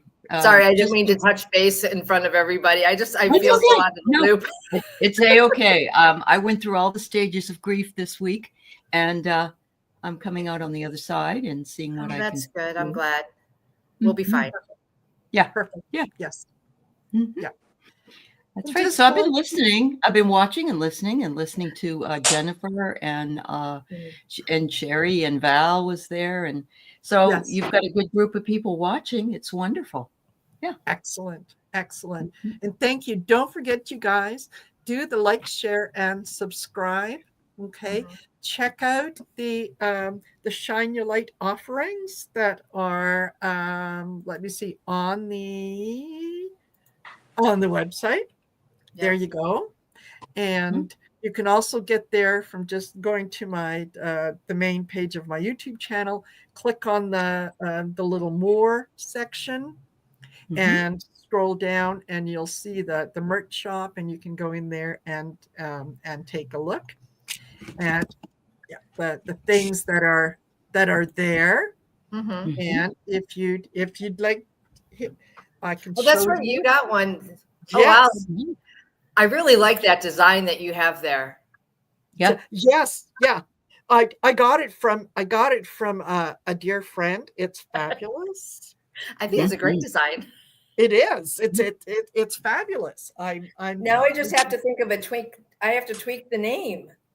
I don't know what to call myself. Shine on the road, shine the road, shine the light takes the road. I don't know. Yep. What's the road? Well, yeah. Shining Road Warrior. Ah, that's a good one. I think a couple other people said because I wanted to use the same design concept, but change the Mhm. wording attached so they're connected. But Yeah. Yeah. Yes. Absolutely. That's Absolutely. awesome. So yeah, and check out the description of the video. I have everyone's channel links that are in the description of the video. So by all means, please go over and do the like, share, subscribe on their channels. Sherry, on her channel, you want to know what she's going to be up to with Trancing with Spirit? Absolutely. You want to know what Ali is up to? Mm-hmm. Go to Heart and Soul Connected.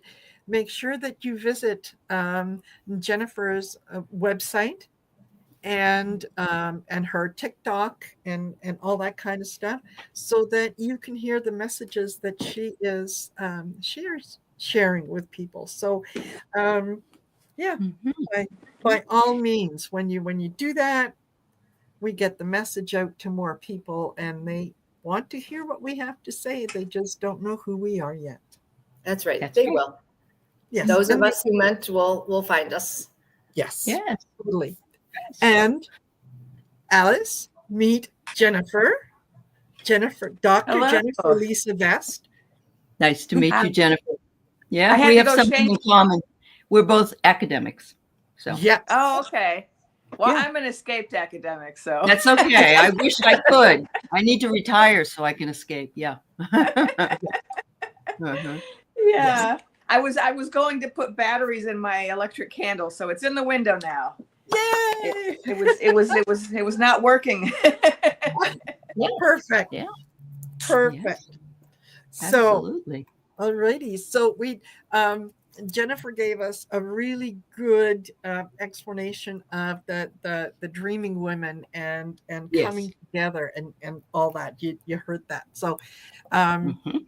yeah, and Yeah. you're going to tell us a little more about dream interpretation. Yeah, and I was thinking, since so much has been talked about as far as the dream world goes in the last half hour or so, I also have two other areas that we bring forward every Tuesday night. So it's dreams, visions, and appearances, and we analyze those as a collective because, as Sherry mentioned, and rightly so earlier, our dreams are best interpreted by ourselves with our own symbology, our own metaphors, our own analogies. But we've included some absolutely fascinating visions that people have had. Actually, I don't know if Jennifer Boles is still here, but she had a beautiful picture of Mother Mary that she took down a road that was just hanging there in the middle. She was hanging there right in the middle of the and she said, "Who is this?" And I'm saying, "That looks like Mother Mary," So she has a beautiful picture of it. We have a lot of other people who are seeing orbs, including Sally in our community. And you do too, Sherry. Yeah. And there are other, you are here, Jennifer. Thank you, dear. You always blow me away, Jennifer, because that picture is amazing. But the appearances comes under that sort of venue. The visions that some people have, I know that Dr. Vest mentioned that, she dreams while awake. And yes, we have people who are just having that clarity of daydreaming. Some people actually like that better than having to sort of make a plan to, the best way I can explain it is, I tell people, well, if you don't have to get up in the morning or you don't have anything really urgent and it's okay for you to get up at night to pee, then drink a lot of water before you go to bed and you'll remember that middle of the night dream that you had. So, I think that's very helpful as well. And I remember doing that in my first juncture. Hello, Kim. Hello, Kim. In my first juncture, getting up in the middle of the night to go to the bathroom and seeing all my guides in the bathroom waiting to talk to me. So, I mean, you get up from a dream and you go to your appearances. So, I'm gonna be quiet for a minute so that you can introduce Kim. And yeah, so perfect. Thank you. Everyone, welcome medium Kim Copeland to the channel. Kim, I think you pretty much know everyone. I don't know if you have met Dr. Jennifer Lisa Vest. She is a medical intuitive and just a lovely, energetic being that I am so thrilled was able to join us. And I hope that she'll be able to join us again in the future. So just putting it out there into the universe, okay? Nice to meet you. Thank you. Thank you for having me. Nice to meet you. You're very welcome.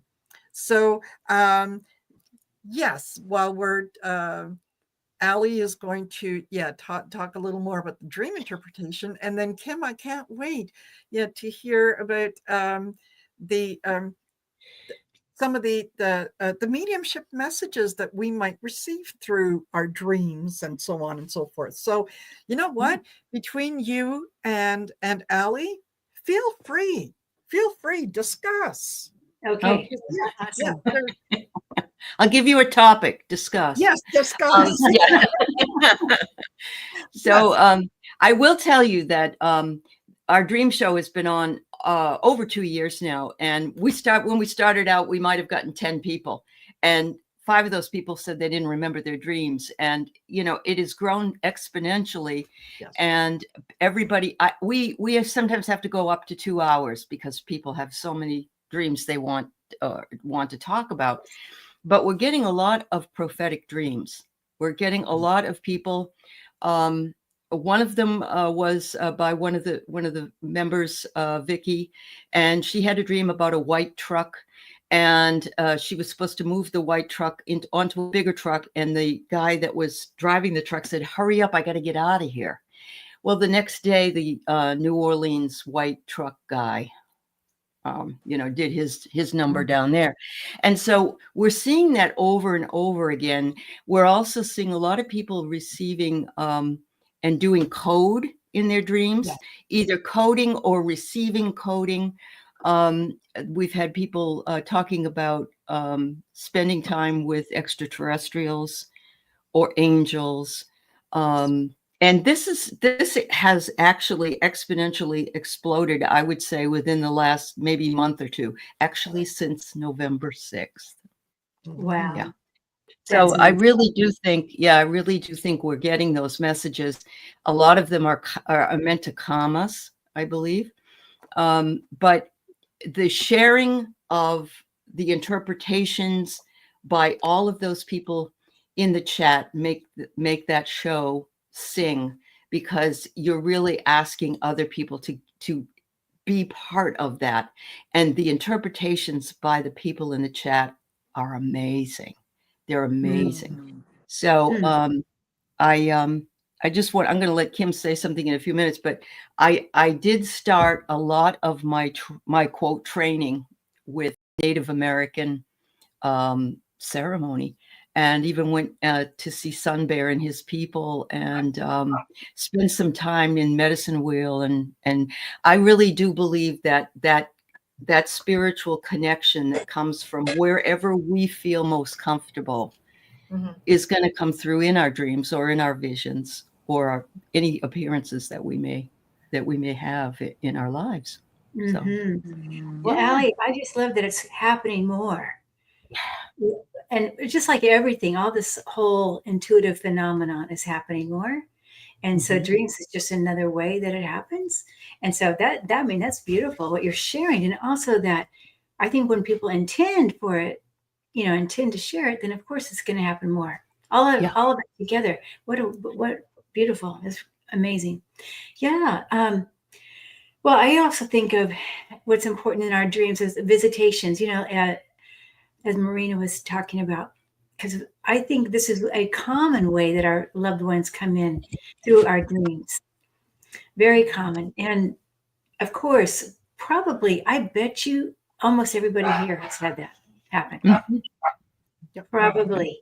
And I bet it's even increasing. And I don't know, but I'm imagining, because I think all this phenomenon is increasing. But it could be not just your loved ones, but also, like you say, Mother Mary or Master Yeshua. Beautiful. I once had a dream. Well, I guess it was a dream. I don't know. It's a dream vision / vision. Yeah. But it was also past lives, coming forward. And I just kept seeing over all the different past lives, like flashing before me. So I think that's also a common thing that can, yeah. I remember this was years ago for myself, and I had an experience. Well, I was in a situation where it was very high energy. And I think that helps too. When we are expecting, when we're in a high vibe place, high energy, things are happening around us, and we're more likely to have these things happen.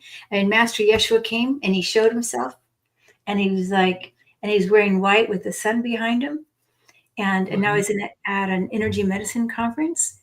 And this is like 4 o'clock in the morning. And he said, which is the yin time, right? That 4 o'clock between 3 to 5 with the most yin we are, that's the long meridian time. And also the time when people die a lot during that 3 to 5 time. Anyway, but he came and he said, do this. This is what I did. And he showed me like that he was doing energy medicine. Yes. And he had somebody's head on his hand, under his hands, you know. So and that was, I still remember it so clear. Yeah. Wow. These things that we have. So the past lives I was thinking about, visitations, especially when somebody just passed. Yes. And tell them about the beautiful work you do, because you work in hospice, and that's amazing. Yeah. Of the years, right? Yes. 20, I don't know, 25-ish. I don't know. I'm not sure. Something like that. At the bedside hospice, right? So, yes, but for, patients, but also for myself. And, you hear it's pretty common. It's so common that they're like, somebody's in bed, and then all of a sudden they knew that their grandmother was sitting at the edge of the bed. This is so common. And it's like, hi, I'm fine. I'm fine. And they didn't even know she had passed. Yes. And they come to say, I'm on my way. It's like, I'm on my way. I think that they must go to see, so many of their loved ones as they are leaving. Yeah. Yep.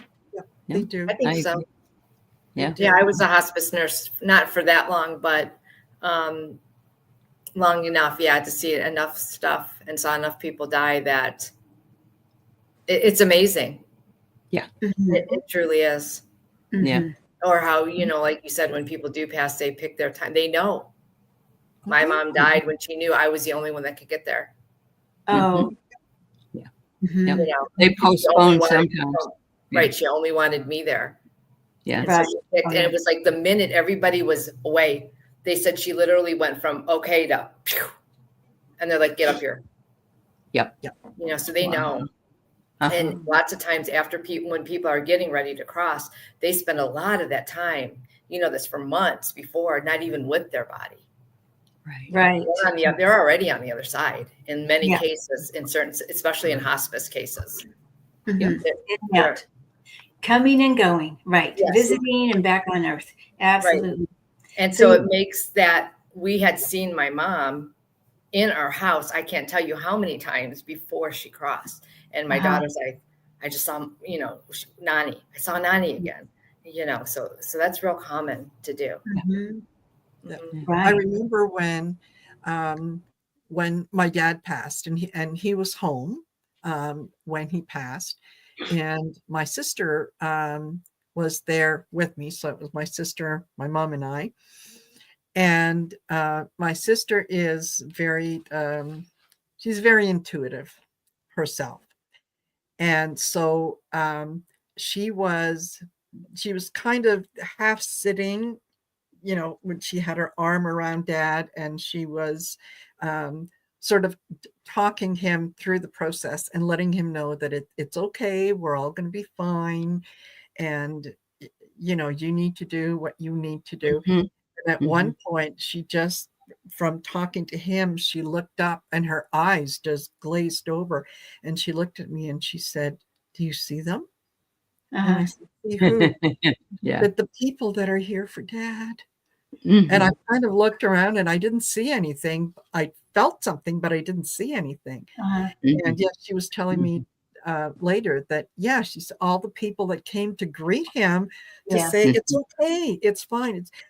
And Yeah. I have often said that it was the greatest privilege of my life to be there when he Yes. passed, That's because right. it was one of the most beautiful things I had ever witnessed. And I did not, there was no feeling of loss or anything else. And the Mhm. first thing after my sister said, he's gone, the first thing I said was, oh my God, the things he now knows. Right. And it So, was just, Yeah. yeah. You know, I'm not sure how long it takes us to know everything. I think it takes us a while. I don't think we automatically just step over and like, oh, we yes, know everything. It's layers, right? We get a little layer and another layer and another layer. I think it takes a little time. I mean, even the most famous mediums will come back and say, I still haven't learned everything. yes. So it's not like they are instant knowledge. Mhm. But you know, Mhm. I think it depends Yeah. where you want to go. Well, I mean, where do you want to explore? We could go anywhere. But Yeah. yeah, and what I love about when somebody's just crossed, especially if it's brand new, they're very like a body still, even though they're not in their body. Mhm. And you can see Mhm. them much easier, like sitting at the bed or whatever. And I think this is why people, especially initially, can see them, because they Mhm. are more just almost like a duplicate of their body. Yeah. It's like they're not fully seated on the other side yet. And until they Right. make that full seating on the other side, they have that little short period of time where they really could connect. Then once they really hop, then it's almost like they have a period of time where you feel them, but they're a little less before they start to come back again, at least in my experience, a little bit with my loved ones. Mm. I Mhm. think it's about 3 months for that initial Right. time. They're really, really Mhm. close. They do the most, like flickering the lights or Right. pushing the soap dispenser, or Yeah, let's not go there with the light thing. Yeah. Yeah. Yeah. or turn on the phone. But yeah, so no, it's lovely. I know. I wish people would understand that more. Yeah. That it's Not be so fearful. Right. Yeah. yeah, that's the thing. Yeah. Yeah. It's yeah. And pay attention to the way the messages come in. Mm. Yeah, after I I was working, and I was working for the city when my dad passed. And because I was on contract, I didn't get time off when he passed. Mm. And I honestly didn't feel like I needed it, because Right. it was I was there. It was okay. So the Mhm. day after he passed, and I worked at that time in the inspections department, which was, we would field calls from people who needed to have certain parts of whatever work they were getting done on their house or new construction, that they would call in for different inspections along the way. And so I was in the office. A couple of the girls had gone for coffee, so I was, kind of there by myself. And the phone rang, and I got a call from this very lovely man with an accent. Now, my dad had a very thick European accent, and he had called in for an inspection. And I said, okay. And I took down all the information and everything else. Um, and when we were finished, he said, "Oh, thank you so much. You're a good girl." And that struck me, because that's one of the last things my dad said to me Wow. was, "You're a Yeah. good girl." Yeah. And so I thought, "Oh, isn't this weird?" Well, the next day, the inspector who had gone out to do this inspection came back in, and he said, "Marina, are you pulling my leg? You don't think that I'm busy enough during the day? You're sending me to non-existent addresses?" What? And he said, "Yeah, the address that you had, that you put down on the slip, doesn't exist." And I thought, oh, okay. All Yeah, right. Okay. that's beautiful.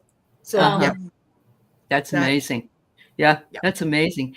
I had a situation with my mom. She died at 68. She just dropped dead. We just weren't expecting it. And my father was moving into retirement housing. like the next week. And so I had to go in and clean everything out of my mother's, excuse me, of my mother's stuff. And I brought it all down to the Goodwill. And that night she came to me in a dream and she said, "Why did you give away all my things? I was going to come back." And my mother was one of these people that I don't think she knew she was dead.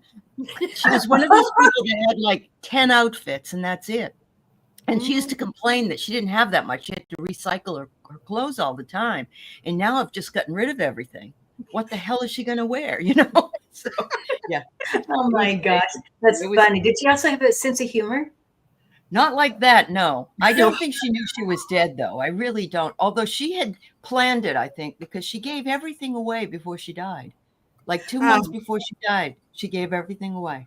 So she knew. Wow, subconscious. Yeah. Yeah. Wow. Her soul knew what to do. Her soul knew And what to this do. is the thing. Our soul guides us of more than we know. Yes. Mhm. You know? But I do love the visitations that people say in their dreams when loved ones come back. My dad will come back very often and we'll just chat. You know, we'll have this wonderful chat. And then I wake up and I realize, oh, that was a visitation. He's not here anymore. But Yeah. it's a nice feeling. That connection never goes away, really. Right. Yeah. Every once in a while I'll get a hug from my dad or somebody, you know, in the spirit world. But it's not this. I don't get that very often. You know, Yeah. I have more daytime conversations. I do know it's a common thing though with it, with the dream visits. That's true. Right. All right, I'm in tune with my mom. I can feel when she's here. I get this certain feeling, and I know when she's here, and you can just feel it. And I'll just say, "Oh, hi, Mom." Yeah. So I know when she's here. Yep. And it's like as I've been going, the communication has been getting better. So I think as I'm rising, I think she's only been gone a year, a little over a year. So she's still working it out on the other side. Yes, she is. Yeah. So but our communication, but I can remember right before she died. It's like there were a couple times within the week before she died, I could have swore that she had gone because I had seen her face with my grandmother's face. And I'm like, oh my God, I'm going to get the call. And the call never came. But I think that now looking back, she was probably preparing me that she was getting ready to go. Yeah. It's beautiful. I know. They want us to know that they're okay. I think that's the most important part. However it is, they want us to know they are okay. And I've never had anybody come say, I'm not okay. Now I have had somebody come say, I haven't quite crossed yet. Can you help me? Yeah. Wow. My daughter, they would come to her, even as a girl. Yeah. One of those. Yeah. She didn't know what to do. And so by the time she was, I think she was 13 or 14, she was getting spiritual burnout. And she didn't know what to do with people wanting, and she didn't realize. Now she helps them when they would help them cross over. But at such a young age, how does a 8 or 9-year-old know that these people need to get crossed or need this or need that, or they're there for messages or, Yeah. It's her soul, right? Her soul. It's just her soul signature just calls that out for them to come. And I don't know that she has to do anything. She just has to be there. Right. Well, that's what I thought too, because there was this one story, and we had thought it was connected to a World War II artifact that was in our house. We thought maybe that's what it was. And she's used to obviously seeing spirits because she's seen them literally since birth. And she literally woke up and she said, Mom, I'm not kidding you. There was a Nazi soldier right here. And she goes, what? Can I help you? And she goes, I'm sorry.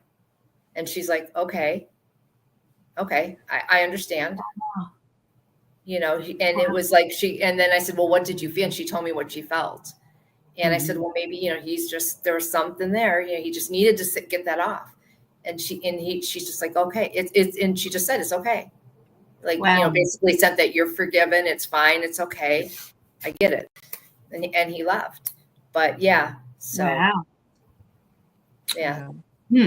I'm interested, Jennifer, how does because you've got such a wide range of Indigenous history and knowledge, how does a lot of the Indigenous community see passing, see dying, as opposed to a lot of the, let's say, traditional white culture? Well, it's going to depend on the community. Different groups have different beliefs. I can talk about some similarities based on my work. So, as a philosopher, I specialized in African philosophy and Native American philosophy. And I did find that there were some similarities between a lot of different indigenous groups, whether they were in Africa or the Americas, around an understanding of the soul as having multiple parts. And so you'll see this like in the Akan, there's a belief, like we think of it over here, like, if we look at like theosophy, which is based on Indian, right, views, we think of like the different energy bodies, right, that we learn as healers. And they have a similar conception in a lot of indigenous, the Indian perspective is very, very old. And so it's same with like the Akan, and like with the Seminole and number of tribes. There's a belief that the soul has multiple parts, and that when you pass, you leave this physical body, and then you're traveling in these other bodies. And so, like the Seminole believe that every night you leave your body. So what people think of as dreaming, it's not really, that's just what we call it. It's actually leaving this physical realm and moving into other realms with your other bodies. And we find this in a lot of indigenous cultures, this understanding, very, very ancient understanding that we have these different bodies or different parts of the soul, and that different parts are for different realms. And so we have this body in this realm. This is my physical realm body. And then when I go out at night, I'm traveling in a different body, and I'm going to a different realm, right? And this is common to so many cultures, worldwide, this understanding. And hopefully we can kind of put those beliefs, back out there and like reaffirm them and celebrate them, because so many of them were suppressed, by colonialism and conquest and theories of superstition and primitive beliefs that indigenous people had. And now we realize we need those understandings, right? We need to get back to understanding ourselves as multi-dimensional beings, right? We're not just physical bodies with mental heads attached. We're not just the mind body. Yeah. We're this complex set of spiritual bodies and spiritual lives. So I think that that's part of what's happening now with all of these women dreaming and waking up, is like people are becoming more aware of their multidimensional existence, that we all have these other lives, in other dimensions, and then we tend to forget about them when we get up in the morning. But people are waking up to that and realizing that and remembering that when they wake up. I wanted to say something about what you were talking about, though, about people's family members passing, because my mom just passed this year, and she came back a few times. And prior to my mother passing, the only type of mediumship that I did for clients was traumatic death. And that was my specialty, because I realized that that wasn't my primary work, mediumship. Like I didn't feel that it was a part of my purpose to work with people just to help them to facilitate communication with the deceased. That just isn't my path. But I'm a medium, and I did feel there was some work there. And so what I realized eventually was I was meant to work with traumatic death only. And so the only clients I saw who did that, I did that work with, was traumatic death. And so of course, and I think it's because I'm a healer, and I was meant to do healing work on both sides of the veil. And that work allowed me. People who die traumatically, they're in need of healing. They have to go through a certain process before they can accept their death, and before they can move up those levels that Kim is talking about when we pass, that we go through. And so I had done that work, and when my mother passed, her death was traumatic. She had a very hard time passing over, not passing over. What is it? Crossing over. Yeah. And I had to spend 3 nights helping her cross before she crossed.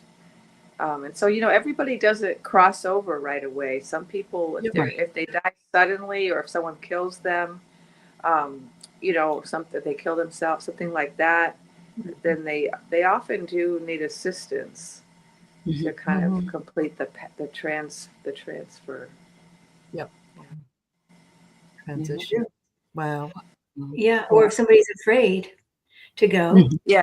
It could be not just because of religion, but it could be perhaps they didn't lead the best life. Maybe they had a few little things in their closet they didn't want to be exposed and didn't want to show, Yeah. So that can happen. One of my friends, you guys may have heard me tell this story sometimes. One of my friends, Marty, who's also a medium, her father, when he crossed, he was one of those that didn't lead the best, life. And so he didn't want to go, but it took him a year to just hang out here, not go. And he said he came back and he said, well, you know what I did? I found a funeral. And that was my ticket. At the funeral, there was an opening, and that's how I crossed. But it was a year. It was Wow. That's amazing. That's amazing. I love that story. That's great. Yeah. I've been scouting out funerals, see if I could get on the caboose. Yeah. It's cheaper that way too, right? Yeah, right. Yeah. Oh my God. That's great. That's great. Yeah. Well, that's wonderful. Well, it was very nice to meet you, Dr. Vest and Kim. It's nice to be with you and Sherry and Marina. I got to go. I got grading to do. So I'll see you guys again soon. I don't miss that. I know you don't. I know you don't. Thank you, everybody. Much love to all. Thanks, Sally. Thanks for being here. Bye-bye. Bye. Hello, Viviani. Viviani is in the chat. Thank you. Hi, Viviani. She's got a new picture, it looks like, or something. Oh, I think. Excellent. Yeah. So, now, and Starfish Jenny says, we love Dr. Vest. I know. It's nice hearing from all of you. It's so nice being here with all of you and getting to listen to you all and share your wisdom. It's wonderful. Yeah. And it's I don't know how many times I've already said this, but your energy is just awesome. Like I could just sit here and just not say anything and just enjoy that wonderful energy. So you'll definitely be invited back. Okay. Thank you. Definitely. Thank you so much. Yeah. Huh. So yeah, you feel very grounding to me. That's what I want to say. Yeah, very grounding. Yeah, I love your energy too, Kim. Well, I mean, Oh, I'd love to hear more about your work. okay. What part? What part of it? Well, I was trained in hospice, and I'm a medium, but I never really did the hospice work, and it's such amazing work. So I would love to hear more about that. Well, I mean, my work as a hospice nurse was, definitely a long journey, and I am writing a book on it, and I hope in the next few months I'll have it done. But anyway, but my joy, my whole joy though, was working with the spirit world, because I believe that, my gift is helping people cross over. I mean, and it's part of my soul, and I feel like my soul is doing it, even though I'm not aware of it too. Just like Sherry, your daughter is just doing the same. But so you can't, in that field, when you're working for a company in hospice, you don't always tell people you're a medium. So the thing is, it would be very select unless they brought it up somehow or something like that, but I can certainly affirm with them, and I can certainly say, wow, I feel like this room is filled with angels, or I feel like Mother Mary is here, or I feel like the family's here. So that is definitely an easy, way to kind of introduce the area. But I would say also, I would ask first, like, do they even believe in an afterlife? Because what I found was it doesn't matter what somebody's belief was as far as an afterlife. Everybody has an afterlife. I mean, it doesn't matter what religion they call themselves or don't. That doesn't matter. But the ritual, I think it's the rituals of transition that make it important. Those rituals that make it sacred, that help bring somebody across, whether it's chanting, whether it's music, whether it's flowers, whether it's colors, whether it's the people that come to say goodbye, and how they do that. I think that makes it special. And that's what I always like to do, is remind people what rituals would they like to do even after they've crossed too. So like, what at the moment at the last breath, what do you want to do at that moment? So that, think about it ahead of time so you aren't at a loss. Have a plan. But so many, so one of the things I noticed a lot was when people were starting to get close within that 24 hours, the people in the spirit world would change their clothes. They would change into formal attire, usually formal. And I know it's because the party's about to start. I mean, of course, they're there all the time in their regular clothes. But then when they're 24 hours, okay, we're ready now. She's going to be coming across, and let's have it could be the wedding party, the garden party, whatever it is. So they've put on their suit. Oftentimes it'll be a suit, or it could be a tuxedo, even if they were going to get married again. Like the husband and the wife coming to meet each other again. So that and they still eat food. When they come to that party, they have food. I don't know how they eat. What's energetic food? Yeah, energy. Absolutely. I mean, they say what's above is below. And so it's created above first, and then we create it here. Yeah, but they definitely do everything we do here, but better in a way. I mean, they have religious services, they have churches, they have schools, they have libraries, all that. But there is not judgment. And that's the thing. That's the difference. No judgment. Yes. And they're also very aware of everything we're doing. It's just a thought, and they're here with us. Yeah. Or even without the thought. But it's such a joy. It was really, truly an honor and a joy to do that work. I just retired from that a few months ago. Lovely. Yeah. Nice. But I truly feel blessed to have shared that. And remember too, the animals are also across the veil. So our pets are always there too. Yeah. Just like our people. Yeah, I also lost my service dog this year. Oh, that's tough. Yeah, he visited me for about 3 months. He would come every night and sleep in his bed, and then when he stopped coming, it was so hard. I was like, no, I want you to keep coming. Yeah. He had things to do. Well, he's still there, don't you think? It's just that that's a lot of energy to have. It's like people, the first 3 months, right? Yeah. They're very, very present. It's not that they aren't there. They're just in a little lighter form. Yep. Right. Yeah.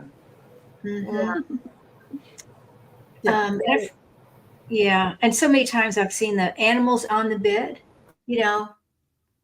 as the people are transitioning too. Yes. And sometimes it's the dogs that help bring them across from the other side. It may not be the people. It could be the horse, the dogs, or the hamster.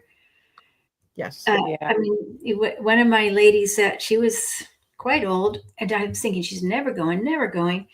And we couldn't figure it out. And then one day I had a dream, actually, that I saw her and these 2 white dogs coming to meet her. And I didn't even know she had 2 white dogs, and they were small. but they were shimmery. I knew they were heavenly doves because they were like silvery color, like silver on the edges of their fur. And so then I went to see her that day, and then I told the son, I said, I had this dream. I think maybe this is a day because I saw the dogs. He said, well, I had the same dream. Wow. And it was that day. And he said she did have 2 white dogs. And I think she didn't want to see her husband because she never talked about him anyway. She was one of my patients for a long time. I mean, like 9 months. So we got to know each other pretty good. And she never, ever mentioned him. You kind of wonder why. Yeah. Well, she was met by those that loved her the most. They came running in and they said, come with me. Come with me. Yes. We're going this way. I feel like spirit world knows what we need. Yes. Whether it's the dogs or the horse or whoever it is. And usually I also notice it's one spokesperson kind of, around even though everybody's there, but it's one leader, if that makes sense. And I often find it's a grandmother, but it doesn't have to be a grandmother. But it's a strong person, a strong personality who's kind of like, okay, I've got this. Yeah. Who kind of organizes the group, like the party planner, I suppose, on the other side. Yes. Yeah. Yeah. That's amazing. Dying or transitioning is just one of those things that I understand a lot of people find it scary, but it isn't. It really isn't. It's just, like when I leave the room and I close the door, you may not be able to see me. That doesn't mean I'm gone. It just means that you can't see me. Right. But I can still come in, right? I can open that door anytime I want. So we just don't remember when the last time we did it. I think that's the thing, and we hadn't done it in that body. And I think a lot of people are worried about the pain. And this is what I like about hospice is that we work with controlling the pain. And so that makes that transition easier. So that's one less thing to have to worry about. Plus people they already have that anticipation about it. So they're more prepared. Yeah. Yeah. And I was just reading this note here about the cat, Oscar the cat. That is so true. Because I recognize that story about the cat always going to with the people who are about to die. Yes. And I remember I was in a foster home, and that was the same thing. The cat would always go with the people who were going to die. And then the owner of the foster home would say, well, where's the cat going next? And then they always know to attend to that person. Yes, absolutely. Yes, it is easier than being born, I think. That's what they say. Yeah. It's fun. Yeah, I don't remember being I had a dream that I died in the dream. And if the dream that I had was anything like dying, it was beautiful. So I'll take dying any day over, entering. I mean, we don't really remember, but the feeling that I had when I left my body was, just amazingly beautiful. I can't even describe the beauty of, I never really fleshed out this dream because I don't know if it was me, another life. I was connecting with another life, concurrent life that was crossing. I don't know if it was, I'm not sure. Never really fleshed it out. But the dream, I know that I actually did have that death experience in that dream, but it was it's like you're a feather. You're a feather. And you're just every earthly weight just goes, and there's no way to describe it because you can't really, because people don't understand that earthly weight doesn't necessarily mean, it means your body, the ties to here, the worries, like all just, and you're this free feather. It's just undescribable, but it was beautiful. So I'm definitely not afraid of dying. Yeah. Perfect. Me too. I was doing a shamanic workshop, I guess, with Sandra Ingerman on death and dying. And that's something else I used to do is drum for my patients, like to practice crossing over and coming back, But with her, we did this experience where we just like, our intention was, where will we go when we die? And it's similar to you, Sherry. But what I felt was I was going to the stars, and it was so fast that I mean, honestly, I saw so many stars passing by, and then I ended up in like I saw healing centers. I saw a healing center here, like people talking healing. I saw a healing center there, people like at a hospital. Another healing center where maybe for kids. Another healing center for people who had traumatic death. So like all different kinds of healing centers. Wow. Yeah. I believe that, because that's what they say. Once you know, well, that you have to go to wherever you need that healing, so your soul can be refreshed. Right. But I just felt myself leaving my body, and I saw me floating up. But yeah, and that's what, you have to go. So no matter, I think how your death could be the most peaceful one, and you're still going to have to go to some type of healing center. I think just for being human, you have to reconcile that. I think that different. I think too, or maybe not an acclimation center. Maybe how do you acclimate with the other side? I did I'm sure Kim can speak to this too, but my experience as a medium is that different people go to different places depending on how ready they are. And so the people that go to the healing rooms are people who need to, accept their death or work through how they died or the circumstances of their death. But other people don't need to go through that. Some people are very ready to pass. And when they pass, they don't go to the healing rooms. They go to maybe meet with their guide, their incarnation guide, or they go do a life review.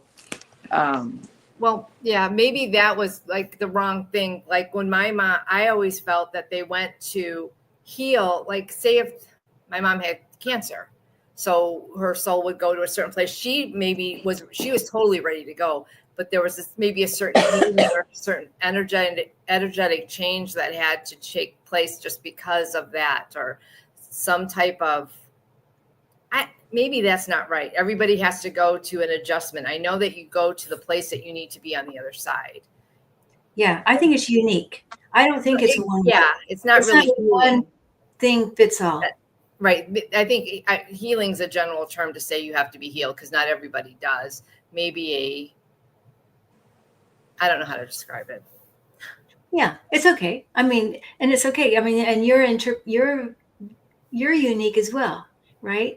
And what feels right for you, and how we're all unique, and how we're going to move through the veil and move across, and how we even live on Earth is all unique. So it's perfect. We're not. There's no. It's all good. It's all good. It's all right. Maybe I'm thinking more or less you have to acclimate. Uh-huh. You acclimate, you go to the place where your soul needs to acclimate to the other side, be it that a healing center, being that an adjustment, being that whatever. Because I think from your soul this is just my perspective, being human. I could be wrong. You guys have been doing this way longer than me. You're human, and then you're going to bop back to the soul. There has to be some type of, I would think, spiritual, even adjustment, even if it is just a life review. So I think you have to sort of acclimate to that change in how you function as a pure spirit versus a spirit in a human body. There has to be a place where you have to learn to rebalance that balance again. Does that make sense? Yeah, and I think it could take, and it could take a moment, or it could take 1,000 years. Right. So I think that would have been a more precise maybe description of what I meant to say than maybe acclimate would be better. You either need to heal, to acclimate, to adjust, to. We're always learning, no matter in what form we are. Yeah. And when we first cross over, whether, of course, we are greeted by our loved ones, but I mean, in whatever, all the different stages and phases, but it is going to be unique to our own soul growth. Yeah, you're right. Because, if you could be way up here, and when you cross, you're going to be here. But if you're down here and you cross and you choose not to be up here, you're still going to be down here even when you cross. So yeah. And I'm sorry, and I probably should go anyways because I'm getting tired. Okay, bye, Sherry. And I'm gonna head on too, you guys. Thank you. So good to see Yeah, you. me too. Mariana. Okay, thank you. Hi, Val. Hi. Hi, Hi, Diana. Yeah, and I'm gonna go before we do the next one because I am tired and I'm sitting here yawning and I don't want to be disrespectful, but I am really tired and I would like to stay for the whole time. And it was very nice meeting Jennifer and chatting with you a little bit, Kim, and everything. And so I hope everyone has a great night tonight and look forward to me Absolutely. in the future from the road. Absolutely. I can't wait. Okay. I can't wait. Okay. Thank you, guys. Yeah. Bye, Thank you, everybody. Sherry. Get some rest. Have a good evening. And thank you for joining us, Kim. Thank you. I really, Thank really you all. appreciate It was my being- pleasure. So much fun. Thank you all so Yeah, much. thank And what a great idea, Marina. Okay. Thank you. for Bye-bye. inviting me. Excellent. Okay. Thank you. All right. Well, we shall see you later. Wonderful. Hello, Diana. Nice to see you. How are you? I am well, and you? I'm great. I was just mesmerized, but are you smudging, or was that just a will o' the wisp that went? No, no. I just had a feeling that just a little bit of incense. Thank you. Oh, So yeah, Well, yeah. because I the didn't world want to is do my little ceremony in front of everyone, so I thought, Well, well, I'll go off screen. I think we all need it because the world is filled with orbs, and we need to lasso a few of those. Hello, Jennifer Lisa Vest. Hi, Seen you a Diana. few times on the tube, and so I just want to say, hey, how are you? Oh, good. Good. Nice to meet you. So yeah, Diana and Valerie Bradshaw, when she joins us, they're going to be talking about the astrology of the moment. And I understand that we have got 5 planetary alignments. We've actually got 7. You just can't. Mercury will step in on the 29th and be in that alignment.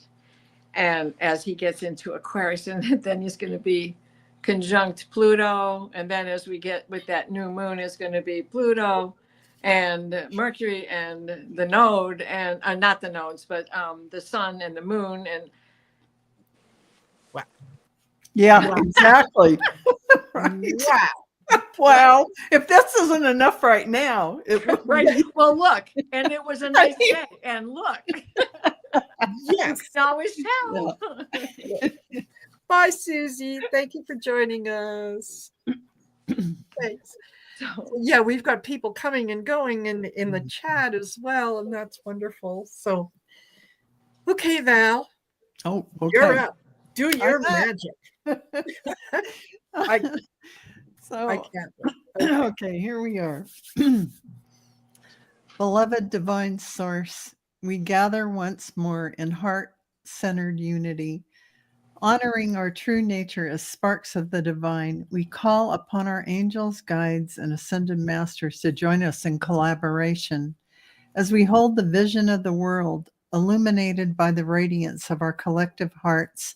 As we light our candles and turn on our porch lights, that light travels with great speed. Together, we shine our light across the world, wrapping the planet in a tapestry of compassion, envisioning every being uplifted, and held in peace. May our collective intention activate healing, radiate unity, and foster the ongoing expansion of hope and harmony in every heart.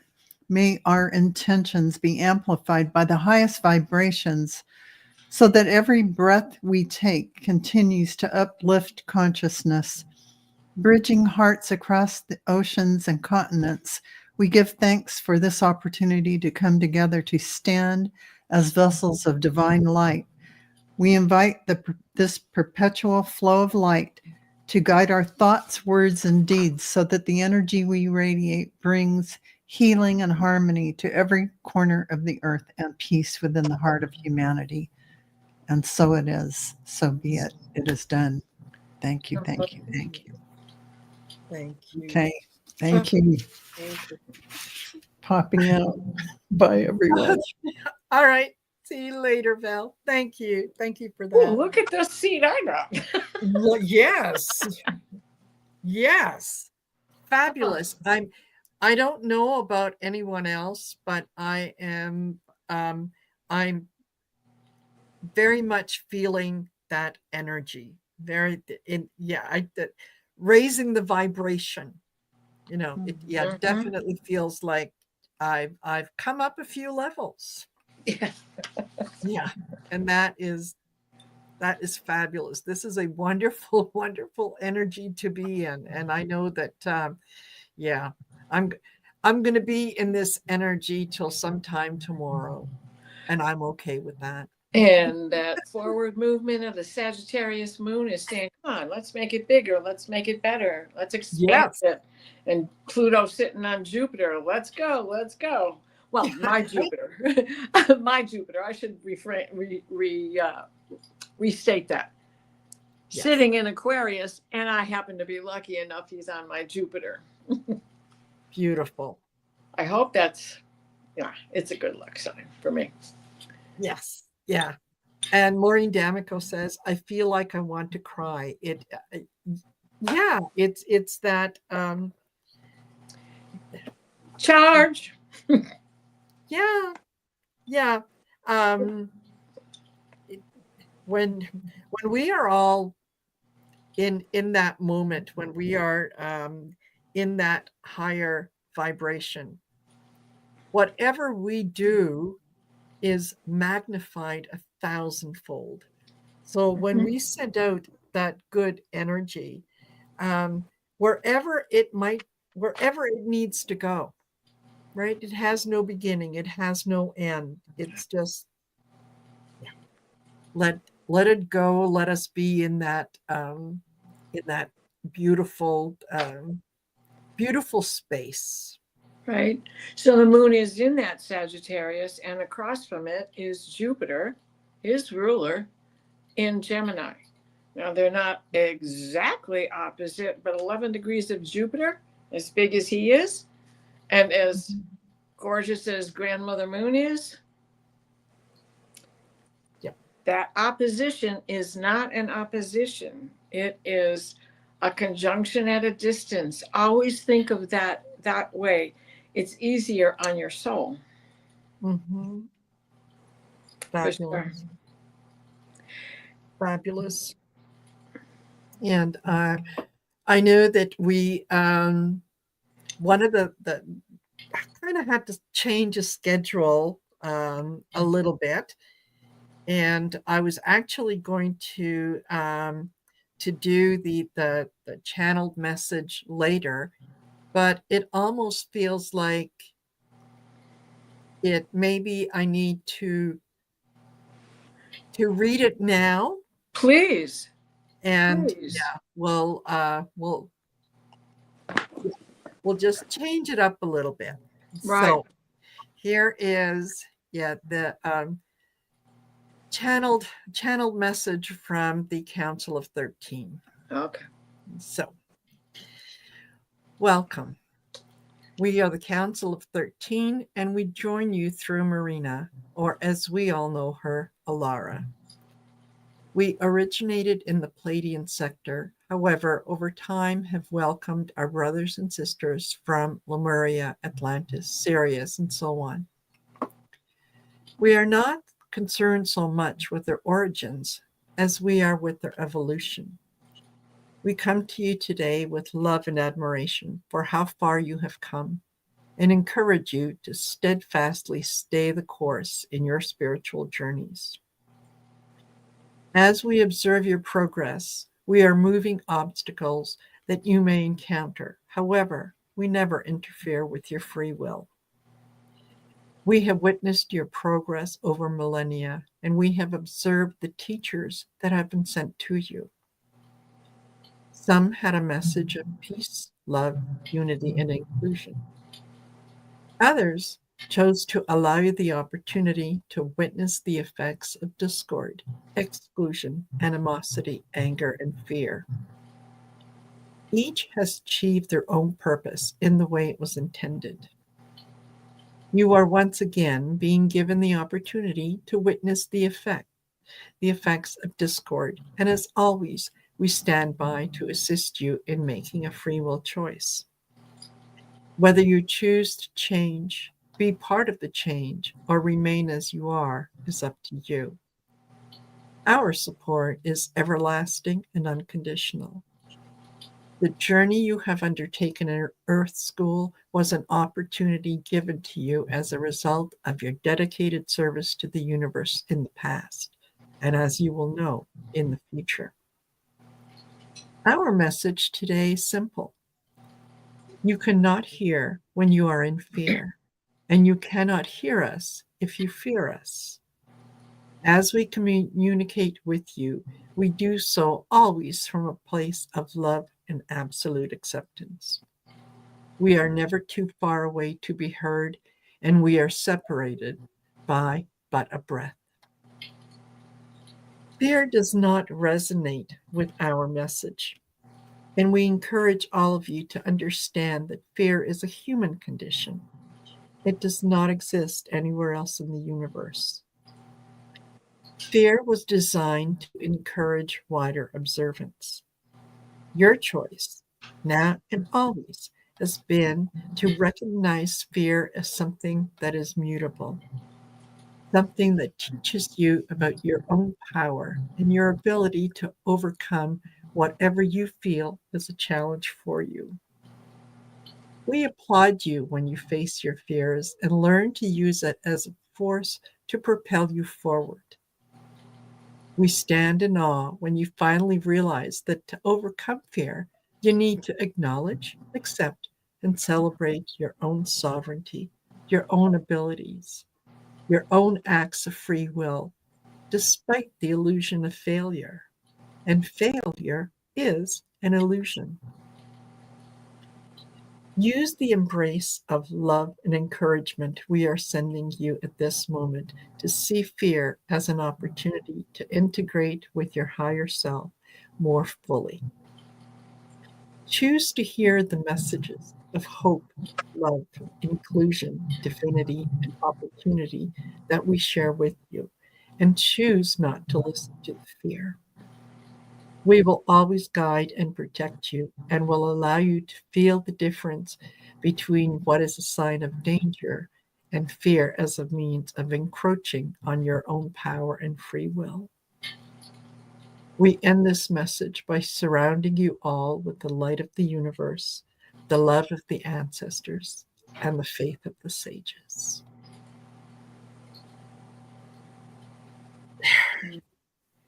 Well, I needed to hear that. Yes, I did too. See, timing is everything, and you had this timed right. Yes.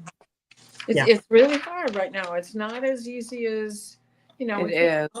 we can't, right? We just can't go jumping in and thinking it's going to be fine. It's not. It's going to be a roller coaster, right?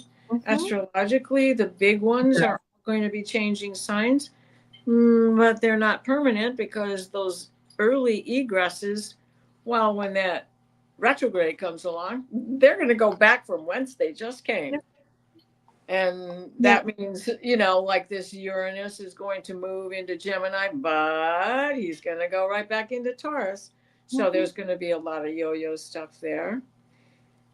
The plus of that is we have Pluto in position in Aquarius to be trining Uranus when that egress occurs, even when he backslips, because Pluto don't move fast, and Uranus doesn't either. A little bit faster, but it takes 84 years for Uranus to go around the sun. And so what we're looking at now is the Uranus return of the events of the early 40s, right? Yes. Yes. And we're heading into that. So how can a trine with Pluto and Uranus help us? No matter where it falls in your chart, that's what's over the whole world. Okay.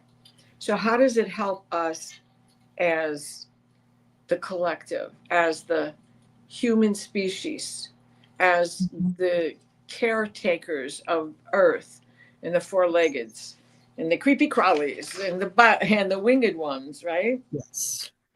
So we have to pay attention to those things. The things that were invented back in the early 40s and throughout the 40s it's pretty interesting. Some of it I didn't even realize, even though I probably heard it. So Yeah. it was microwaves, including the oven, but that came along after the war. Transistors, and then the transistor radio became commonplace. Oh, I can remember my first little transistor. Oh, it was awesome. Right? And then always testing the battery by sticking it on my tongue. If the battery was good enough. Yes. And then what else? Some of the other inventions were, well, the bomb, but computer advances. The United Nations came up. There was the partition of India.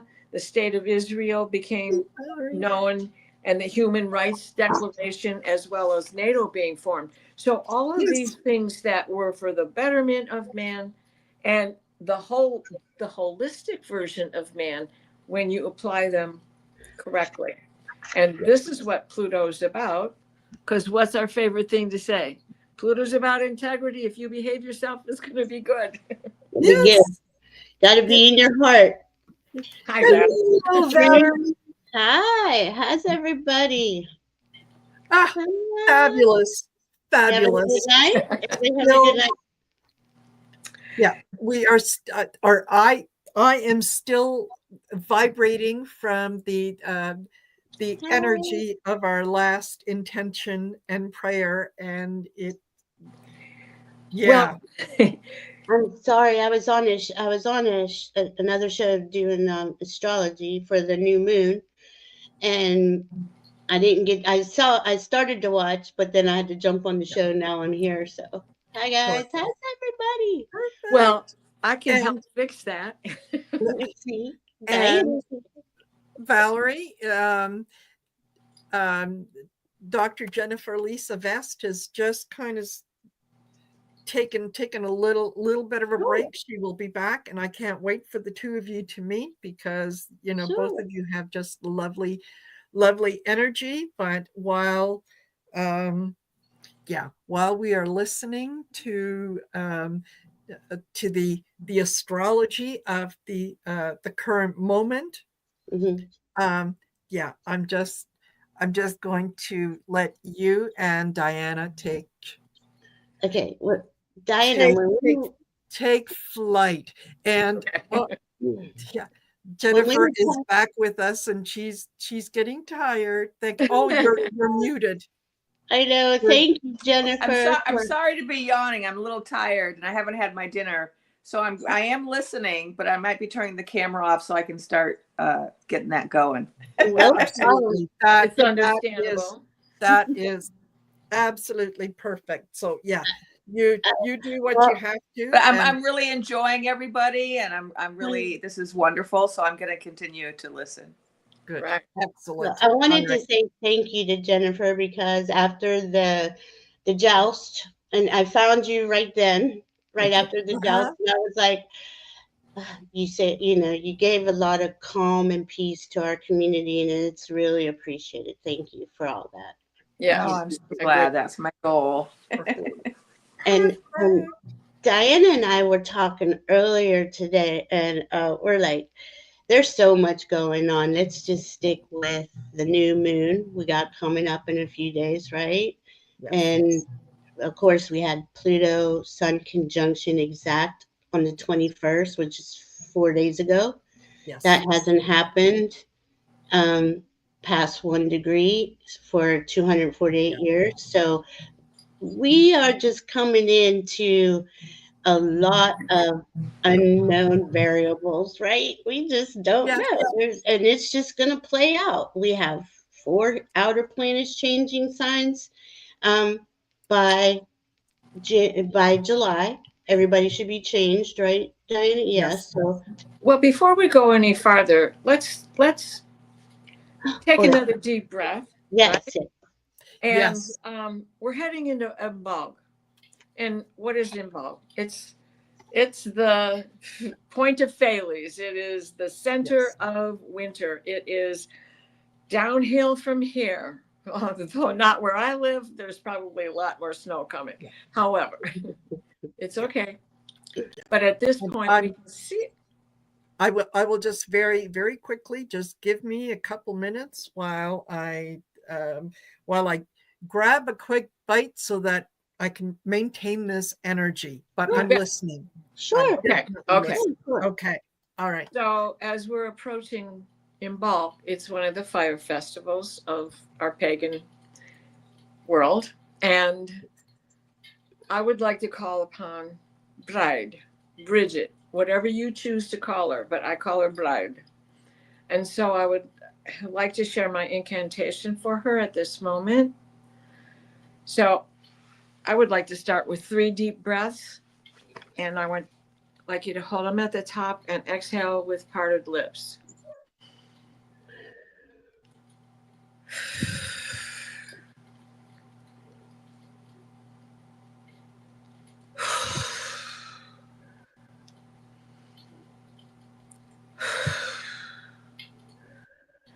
Brigid the Smithy, teach us to forge.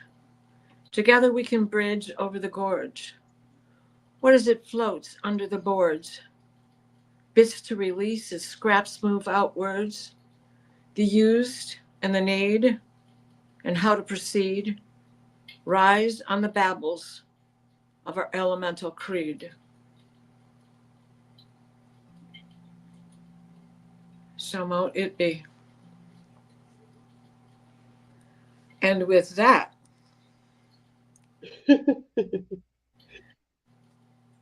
what we have to remember is that with these changes that the goal-setting planets are going through, as well as the quick movers that go back and forth very easily and rustle our feathers all the time, we are the bridge. And all of that energy is the gorge. And she was the smithy who can lead us into finding the way to save some voice for opportunity when we're riled up, when we're angry, when we're sad, when we just want to have a primal scream, but the time's not right. This is where Bridget can come in and help us.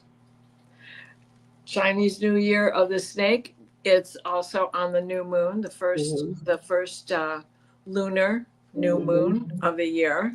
So that's what it celebrates. And it is the wood snake. Yeah. So in Chinese astrology, it's like every 60 years. It's been 60 years since we had the wood dragon. Now we're into the wood snake. And I believe that the way it goes is wood and all the elements, and then a section of time where it's 12 years of just the animal by itself without an element. So that's the animal within. Very cool. And isn't that interesting? Because there's been a lot of shedding going on for quite a while, but this is really going to be like the culmination as we get in more deeper into this unusual astrology. I mean, these next 2 years are not even indicated anywhere else in astrology. Right. For quite like 500 BCE. And it's a huge change. We're in a period of releasing we're leaving the Piscean age, leaving a 26,000 year cycle and a couple of other big cycles as we going into the Aquarian age, but there's always this chaos period. Well, we can see chaos has been going on. Let's just go back 5 years. And this is the outer planets this year are going to, 4 of them, Pluto's already changed signs, are going to bring us into Well, we are. We're going in with this new moon in Aquarius on the 29th, the year of the snake, the wood snake. This is kind of the entrance into the new era.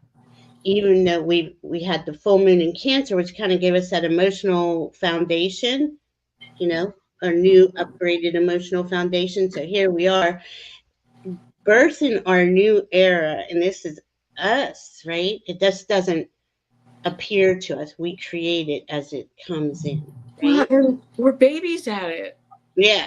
Can we We change really our own diaper? Can we get our own bottle? Or can we, what can we do for ourselves? Not a whole lot. Somebody's got to teach us how to walk through this. Yeah. So staying in touch with your guides are the Mhm. most important things. And I know that I'm speaking to a lot of people in this room who absolutely trust their guides and trust yourself. And when you need to withdraw, do that, because we're all going to be having a lot of that for the next 2 years. It's still not over. and when we have these roller coaster yo-yo up and downs, the big guys think we're going to set the goal. We set it, but now there's a 2-year delay for whatever reason happened, because Yeah. there's been a million fires in California, or because there's been a war in Ukraine, or those things that delay the progress of all humankind. Election interference. There's just been a lot going on. But at the end of an age, right, we gotta kind of put it into perspective. Yeah, was I angry? I had to go through my anger and my emotions, and my guides were like, now you are going to anchor in the light. That's what the light workers are doing. No matter what's going on, we anchor in the light, we beam that light out, and we become stronger and stronger as we all together are remembering and walking each other home, right? Right. So here we are going, well, the rug got pulled out from under us, right? So, okay, had to stop, take a breath, reassess, re-stabilize into these energies. And we got this first new moon of the year in Aquarius, who gives us our ability to innovate, think outside the box, to say, you know what, despite everything that's going on, I am still a sovereign being of unconditional love, and I'm going to be the light worker, love worker, energy worker I am, and I'm going to this is my own little part of the world that I can control, right? That we can't control. I can't. That's a big one, right, Diana? We cannot control. No. And this is where that Pluto and Uranus integrity in that trine come in working together, because it indicates that they are going to agree to agree. Imagine that. And so, right. So, and it's a do-si-do that they're going to do. I looked at the next 3 months, and Pluto is at 1 degree right now. And on the 25th of February, he'll be at 2 degrees. And on the 25th of March, he'll be at 3 degrees. Look at that progression. But what is the date that he goes into retrograde? Because this time, don't get scared. He's not going back into Capricorn. But he's going to retrograde all the way back down to 1 degree of Uranus when he does do that do-si-do. May 4th. Aquarius. Yeah, May 4th. He's going to go retrograde to May 4th to October 13th. Right. And so we're going to go over what we just experienced. And he's going to slow down again when he gets into that shadow phase. He's already slow moving, but he's going at about 1 degree a month. So if that's March, April, he'll be at 4 degrees. And then he's going to turn around in April and start slowing down on that forward movement, because he's trying to put on the brakes. And that means he's slowing down so that he can shift gears because he's going to go back. Mhm. So he's going to be showing us where we really have to put our work. And that in itself is about the climate change and understanding what these solar maximums are really are, and what they are doing to us as empaths and to anybody who has an autoimmune disease or some sort of rheumatoid related disease, as well as kidneys, anything with Anything. diabetes. That's your Oh. blood, the juices Mhm. run through your body. And so that electrified juice of Uranus Exactly. with It's the get your hold up warning of Pluto. So if you need to slow down, don't overdo it. Is so important at this time. If you mix exercise routine, don't try to recover it up. I mean, don't try to recover it and work double hard. No, Mm-mm. like they tell you when you're taking antibiotics, don't take two the next time. Mhm. Just pick up where you left off. And so it's that same way with everything that we're going to be going through. And you know, what is, if we think about all of this globalization that's going on, well, what are we sharing? We're sharing germs and disease as well. Not just everybody's business and AI and what can go wrong with all of that, right? So when we stop and think about that, how do we do this without harming ourselves, let alone our neighbors? So we learned through the crown bug a little bit about withdrawing.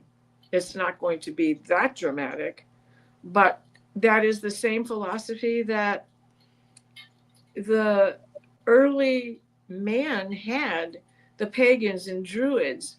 They withdrew from the things that they couldn't fix or couldn't heal. They weren't all this evil stuff that, you know, others have given it false information about, right?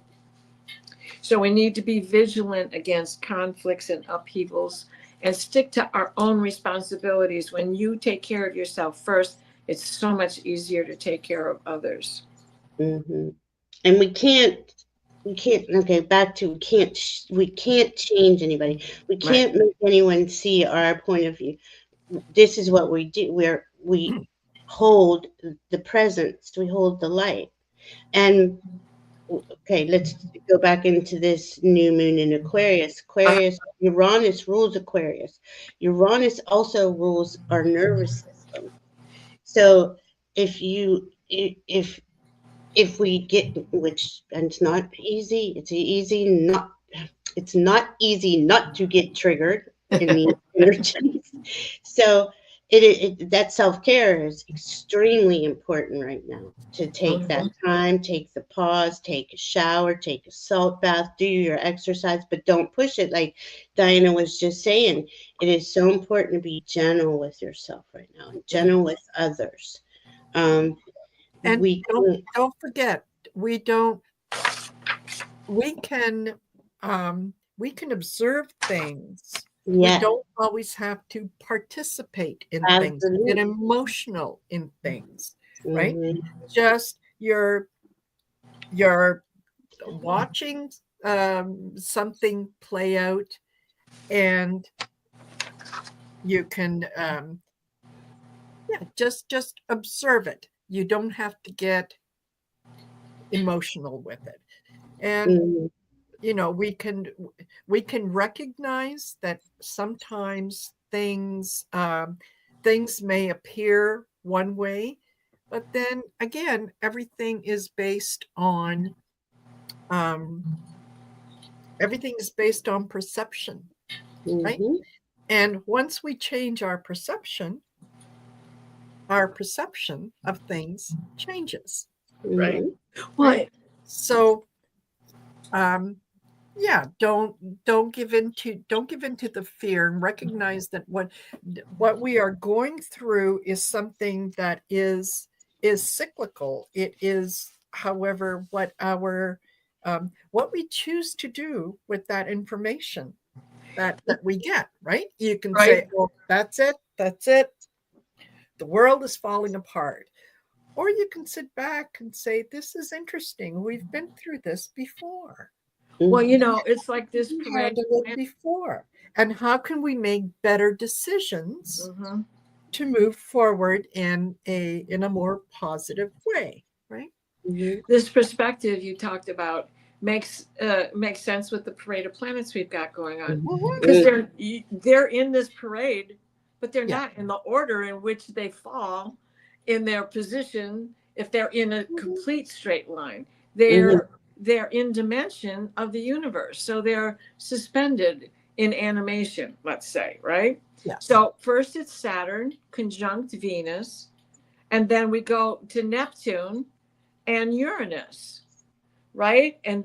But we can't see those two without a telescope. Yes. But then it's after Uranus is Jupiter. Well, that's not the right order, right? And then we've got Mars, and then the last one to sneak in the door is going to be Mercury, and now he's going to mess up Saturn's position because he's going to skate right across everybody because he's so quick, right? Yeah. So that parade, it shows us exactly how we have to watch the perspective of things. And doesn't the parade too, though, the way that those bodies are, well, they're always above us. They're always, we're always in orb, right? We're always circling around. But how that lineup is happening, and you can look up and you can see it's not actually a perfectly straight line either, but it is vibing energy in a straight line onto us. Like it's above us, right? But think of it as, I think of it as, it's magical energy. It's, to me, all the planets, the entire solar system, all of the bodies are ascended beings. They have they have souls. This Mother Earth has a soul. They all do. And they're assisting us as the sun is in its 25th solar cycle, right? Solar cycle 25, sorry. And this is and we're at the peak of that. So we got to peak and go down. It's another year or two out too, I think. So we have that. Every time the planets make an aspect, the sun shoots a solar flare. These energies constantly are trickling down onto Mother Earth and infusing our bodies. Our bodies are the ones that are processing this new information, these light codes, this to me, it's higher consciousness information that's always coming in, being shared between the planets, coming down to us. All life on Earth, not just human life, but as we are going into 2025. We started out pretty bumpy already. And Dinah and I have been saying that for a couple of years. This is going to be a bumpy. We're not done. I didn't realize it was going to be a total, train wreck at points and times. But those train wrecks come in, and we have to readjust our energy, realign ourselves, stabilize ourselves. Still the anchor of light that you are. You're holding that space. That train wreck you're talking about, what does that show us? Where the tracks need to be repaired. Exactly. There's more, I think, more than ever, it is important for light workers, for empaths, for everyone who is starting to recognize their own psychic abilities, their own special gifts, whatever you want to call it. That's a good point, Marina, because that Neptune sitting where it's at is really helping crack open those who have not connected to their heart and their soul yet. So that energy is going to still play out for another year, because we're at the last 2 degrees of the zodiac, where Neptune's at 27, about to go 28. 29 is the last degree of the zodiac. Then he's going to go to 0 Aries, and that's the 1st degree of the zodiac. and that's all by March 30th. So And then yeah, these 2 months are going to really be vibing at that. Mhm. And people like us who are already awake and aware are going to receive. We're going to remember more of who we are, and our Exactly. skills and abilities. Yes. You And know? all the more reason to keep reminding ourselves that our jobs, or at least to me, my job going forward is to vibrate as high as I possibly can, And to every shine month. that light as brightly as I possibly can. There is no magic number at the end of it that, hopefully that the message is going to spread to X number of people. Whoever it spreads to, it is. I feel like I'm the beacon, right? Like I'm the hermit in the tarot. I'm holding up the light. And if you need me to yell out to you so that you can hear the sound of my voice, so that you can come to the sound of my voice, that's okay, because the mission, I guess, in all this is to bring everyone to the light, to bring everyone to that self-awareness, that, entering that age of Aquarius, where we start to think more in terms of we instead of me, where it's inclusion, where if I'm making a decision, I not only have to think about how that decision affects me, but how does it affect people around me? And how does it Absolutely. affect people that I may not fully recognize that it affects them, but it does, because, things we do are never done in a vacuum. It always has an effect on someone. Exactly. And that Neptune is in his home, in Mhm. his rulership sign. Yeah. Mhm. And the North Node, you just talked about being your highest self. When we're humans, and I'm sure Yes. everybody's heard me say this a million times, we as humans are here to learn our highest purpose and Yes. be our highest purpose. Yes. So, Lord, yes, good. that's the sun, and yes, that's the moon. But most importantly, it's your rising sign. And when you're not in the integrity of the best of your rising sign, it's harder to bring all of the others into perspective. Yes. With that North Node sitting with Neptune and moving slowly, so it's going to be with Neptune for a while, because it starts at the end of the sign digit. Yes. So it's at 29 degrees. Neptune's at 27. They're only going to get closer. They're going to have a little kizami.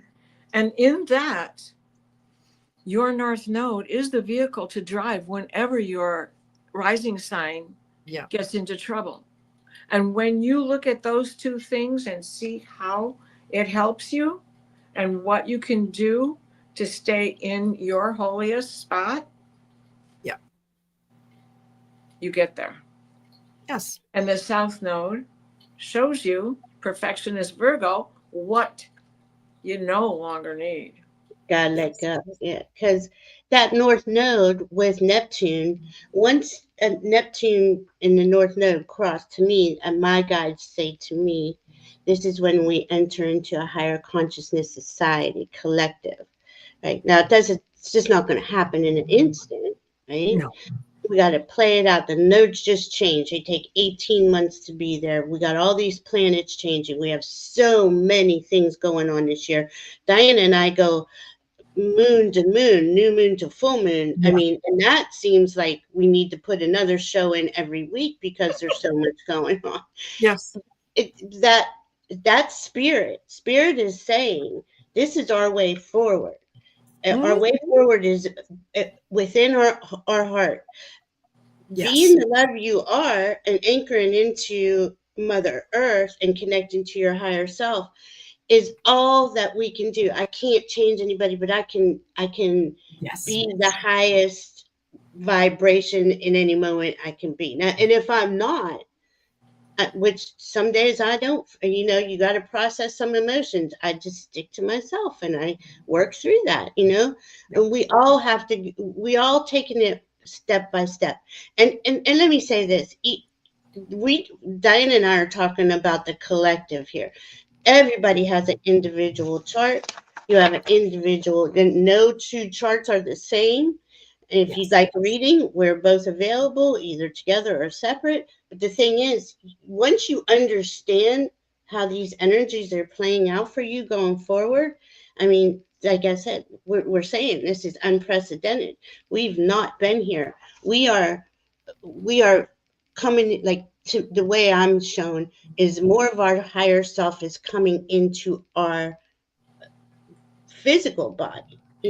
This is why we had to clear out so much density, so much illness and pain, and all of it over the lifetime. It's been a lifetime of training. It's a training ground, right?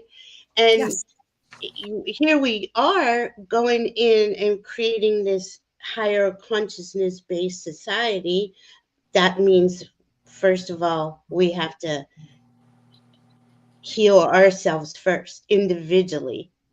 Then it hits, right? It goes from pings to me, pings to you, pings to them. Exactly. And before you know it, there's a percentage. We're at 51%. Diana Cooper was saying we're at 52% or something. Yeah. And we're getting closer and closer. Right. Yes. And as long as we focus in on our energy, how we are doing moment to moment, what is it that your heart, what do you love and value?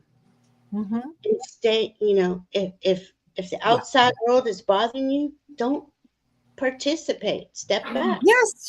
Yes, that's right. You're exactly right. You're not required to engage in that. You can choose to say, no, I'd rather not. And I think a lot of us have been going through that kind of that personal agency where we are coming more and more to terms with what is it that makes me me? What is it that is important to me? What is it that I value? Where is it that I can put my boundaries or my intention, right? If something doesn't serve me, I am not energetically tied to it.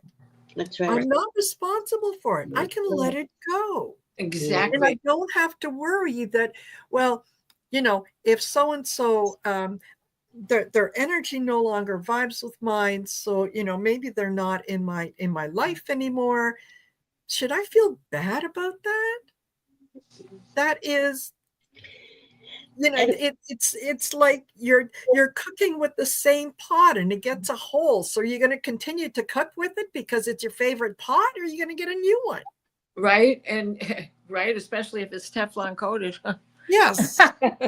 Yeah. So one of the ways, a list of things that we can do, because Mars is going to go Mars is retrograde, but he's not going direct until the 28th of February.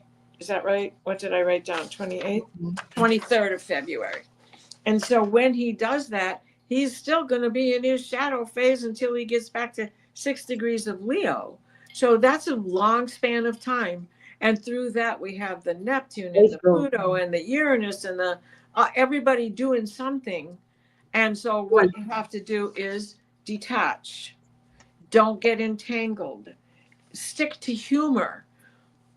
If you want to hear something really raunchy, give good old Chris Rock a good listen. Yes. Or Dave Chappelle. Somebody who's just going to make you go, oh God, that's so right on. You should, you hit it again. So, and be curious, continue to study, find new ways to do your own, the old rituals are not, and all the same old tools are not available. Some things have gone extinct besides. So recreate it and then be creative and do something completely different, completely new. Stick to your journaling, stick to your private time, stick to communicating telepathically develop that skill, because we're headed there. The Mhm. world is going quantum. Yeah, we are. I mean, it's just like boom. And a lot of us have gone quantum, really, but we're struggling, right? We're here Yes. because we're holding the space, we're holding the light. Yeah. And we go, I know Diana and I, most of our day is spent in what we love and value. I love Yes. researching astrology. I love playing, my family, just all the things that Yeah. the little, and it is the little things. It's not the big things. It's not wishing for, oh, as soon as I have $1,000,000, I'm going to be happy. No, you got to be happy right now Yes. in your Right. energy, no matter where you are. And that's a hard, it can be, but I think a lot of us that here have worked through that, and we understand, it's the frequency is everything, because as we raise in frequency, we're jumping timelines. It's going up Yes. the spiral, right? But those lower frequencies want to keep you down into the dirt with them. And as long as we go there and we go, I'm so miserable, I can't stand this place. Well, yeah, you're in the dirt with the lower Exactly. Yeah. frequencies. The universe hears you and says, "Ah, she wants more misery. Go ahead. Go ahead. Yeah, right. Give a double." Pour it on. Yeah, give me a double. I'll take a double of that. I do it. I've done it many, many, many, many Right. times. And it comes with vigilance. We have to be vigilant. We have to pay Yes. attention. Don't Yes. engage with crabby people, conflicts, right? The don't list is don't drive fast. This Mm-mm. time the cops will take you to jail. You're not Yeah. just a teenager trying it out. Yes. Don't over exercise, like I already said, Right. because you're not 30 and it's going to hurt if you do. That's right. Don't engage with angry people. No. Don't allow your ego No. to place Yeah. you above others, to be Yeah. judgmental. Because, Yeah. in the words of Allen Ginsberg, another Gemini, these words are important, though. Yes. Everything is holy. Everybody is holy. Mm. Everywhere is holy. Every day is in eternity. And every man is an angel. Even if we think they're fallen, there still is a purpose, and God said, I love you. Yes. I'll go do your thing. Yes. And that brings us to the South Node in Virgo, right? Because that North Node is all spiritual and higher consciousness, and can be illusion delusion, though, right? We see a lot of that. We've been witnessing that since 2011. And we can see the division, and how can they think like that? What's going on? What happened? Well, these energies hit us all differently in different parts of our charts. We don't know why some people can't see the truth as we see it. And that's not our business, though. But Yes. it does. Okay, there's this fine line going on, though, right? If it's coming into where you're going to suppress others and take freedoms away, then, but we're not quite there yet. So I don't want to go into that energy just yet. But as we're going with this North Node in Pisces, that higher, keep thinking of the higher intuition, psychic abilities, higher consciousness, what would love do, things like that. The South Node is in Virgo, meaning the South Node is what we're releasing, right? Now, there's a lot of good about Virgo. Virgos are the healers. Virgos are, and there'll be a lot of healing going on right now, right? But they're also hyper critical, and it's usually to themselves or others. That's got to go. And that's just what Hypnicity said. She keeps telling herself, don't take everything so personally. Yes. And yes, Maureen, you're right. Yes. And I'll just text you tomorrow. Yeah. Just want to remind everyone that if you're still here with us, please don't forget to like, share, and subscribe. go down in the description of the video. I've got everyone's links on there. I think, unfortunately, um, Jennifer has left us. I think I mean, she's been here from the beginning. God love her. She hung in there. She hung in there. I was only able to do that once. Yes. So I totally get that, and I hope that she will come back, and I'm looking forward to having her back again. But yes, and also please, while you're doing the like, share, and subscribe, take a look at the things that we offer, whether it's the astrology, the tarot readings, the mediumship readings. Go to our channels and look at the more section and find out a little more about what it is that we do. Book yourself in for to do an astrological chart. You'll be surprised at the things you learn. Oh my It's goodness. the beginning of the year. Yeah, get yourself a tarot reading or whatnot, so that you could have some idea of what you might be facing throughout the year. It's never a waste of time to be prepared. Yeah. And it's never a waste of time to go in and help yourself heal and release things that are no longer serving you. We're really having these growth spurts in these last few years, and that's just going to continue on. And the more we are strengthened inside, and at the same time being that neutral observer, right? Yes. And taking that pause. I mean, Diana and I say the same thing every time we do a show. Take your pause, breathe. Take a pause, breathe before you react, before you interact. Really think. Is that really what I want to say to this person, or what I want to do? Do I want to have that argument? Right. And one of the things that kind of keeps popping into my head is, none of us are so important in the grand scheme of things that the people around us wake up in the morning and say, how am I going to F up her life today? Yeah, right. Right? No. It's always an accident. It wasn't intentional. No. Right. No. Right. So, yeah. I think we all want the same thing, right? We want safety, security. We want to be loved. We want to be cared for. We want to care for those that we love, or pets. And, I really think that's across the board. It's not like we're all being hit with these very intense energies, and it does trigger stuff in us, right? And it's triggering you to awaken and to connect to your heart, but it can be painful being cracked open. Absolutely. It's a process. It takes time. I think most of us here have gone through that, though, and we're here now. As others awaken, they're going to wake up, and they're going to need assistance, and they're going to need somebody compassionate and caring, and instead of lashing out. It's so easy to lash out, but sorry, Val. Hi, Val. Hi Val. I just Diana. want to quickly, and this is totally off topic, but I just want to share this little bumper sticker that I picked up yesterday, and I can't wait to get it on my car. What? Driver is old. Your horn can't see your. And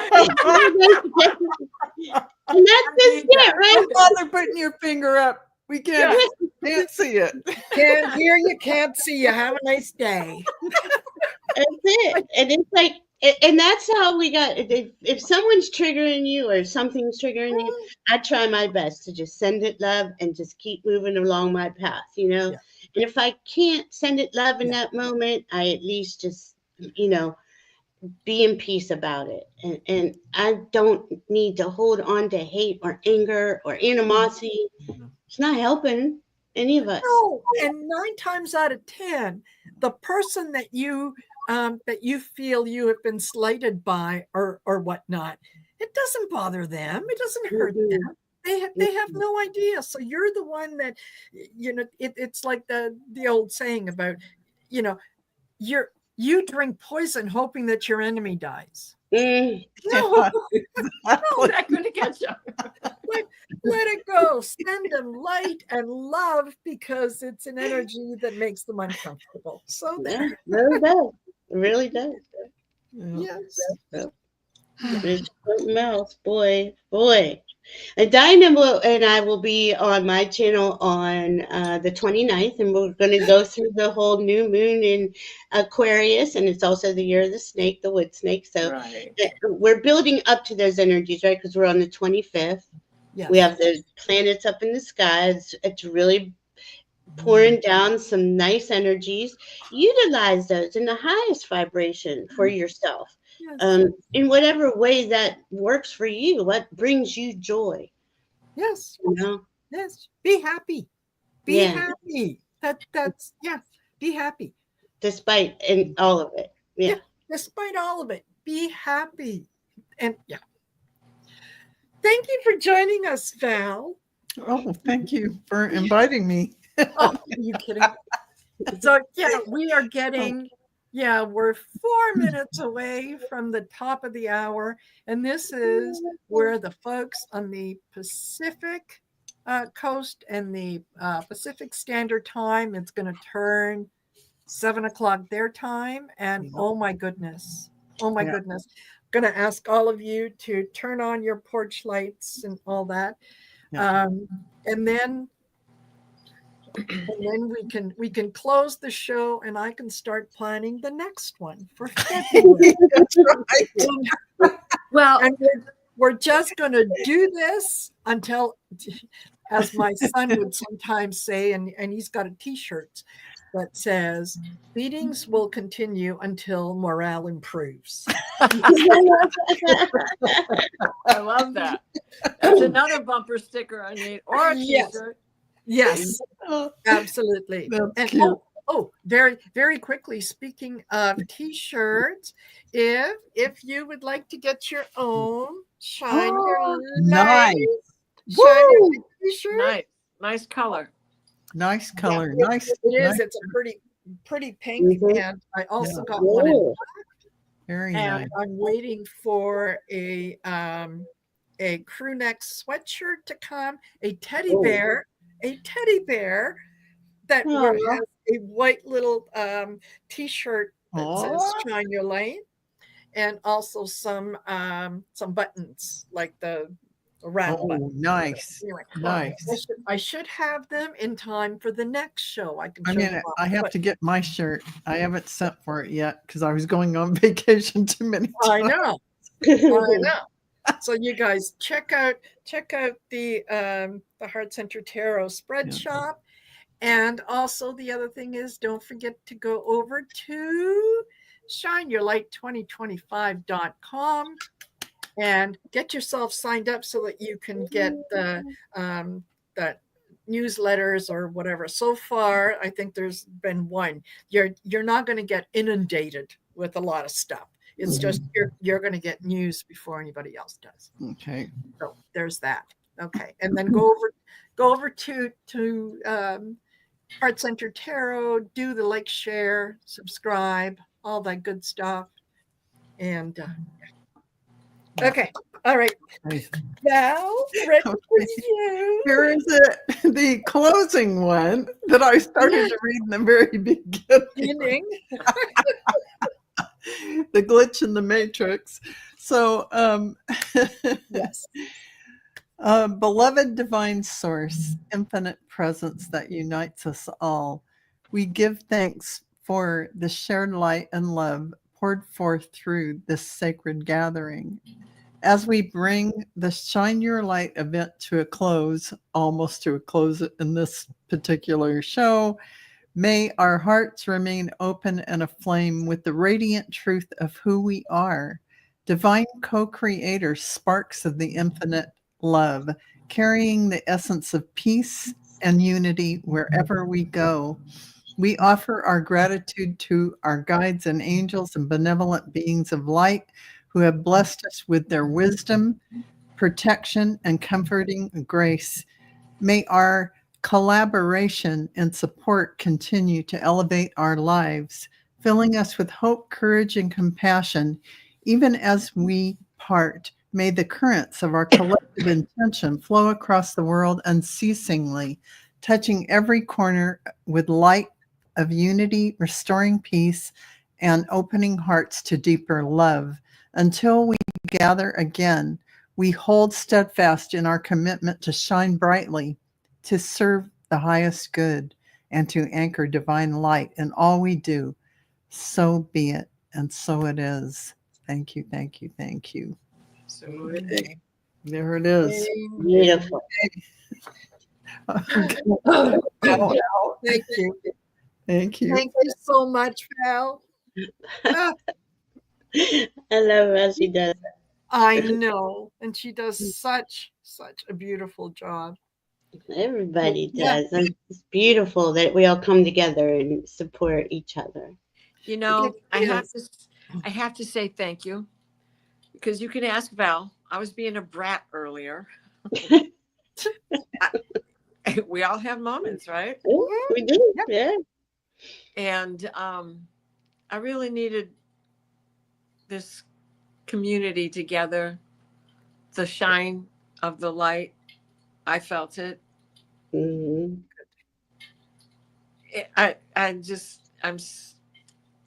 I'm Boles is speechless. Write this down on the calendar.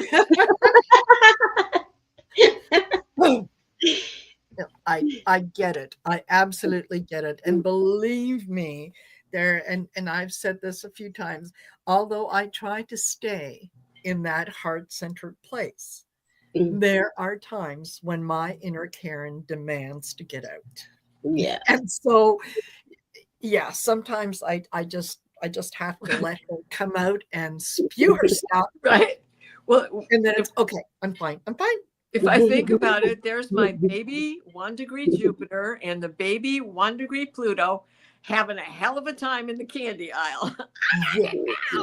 Yes, absolutely. Absolutely.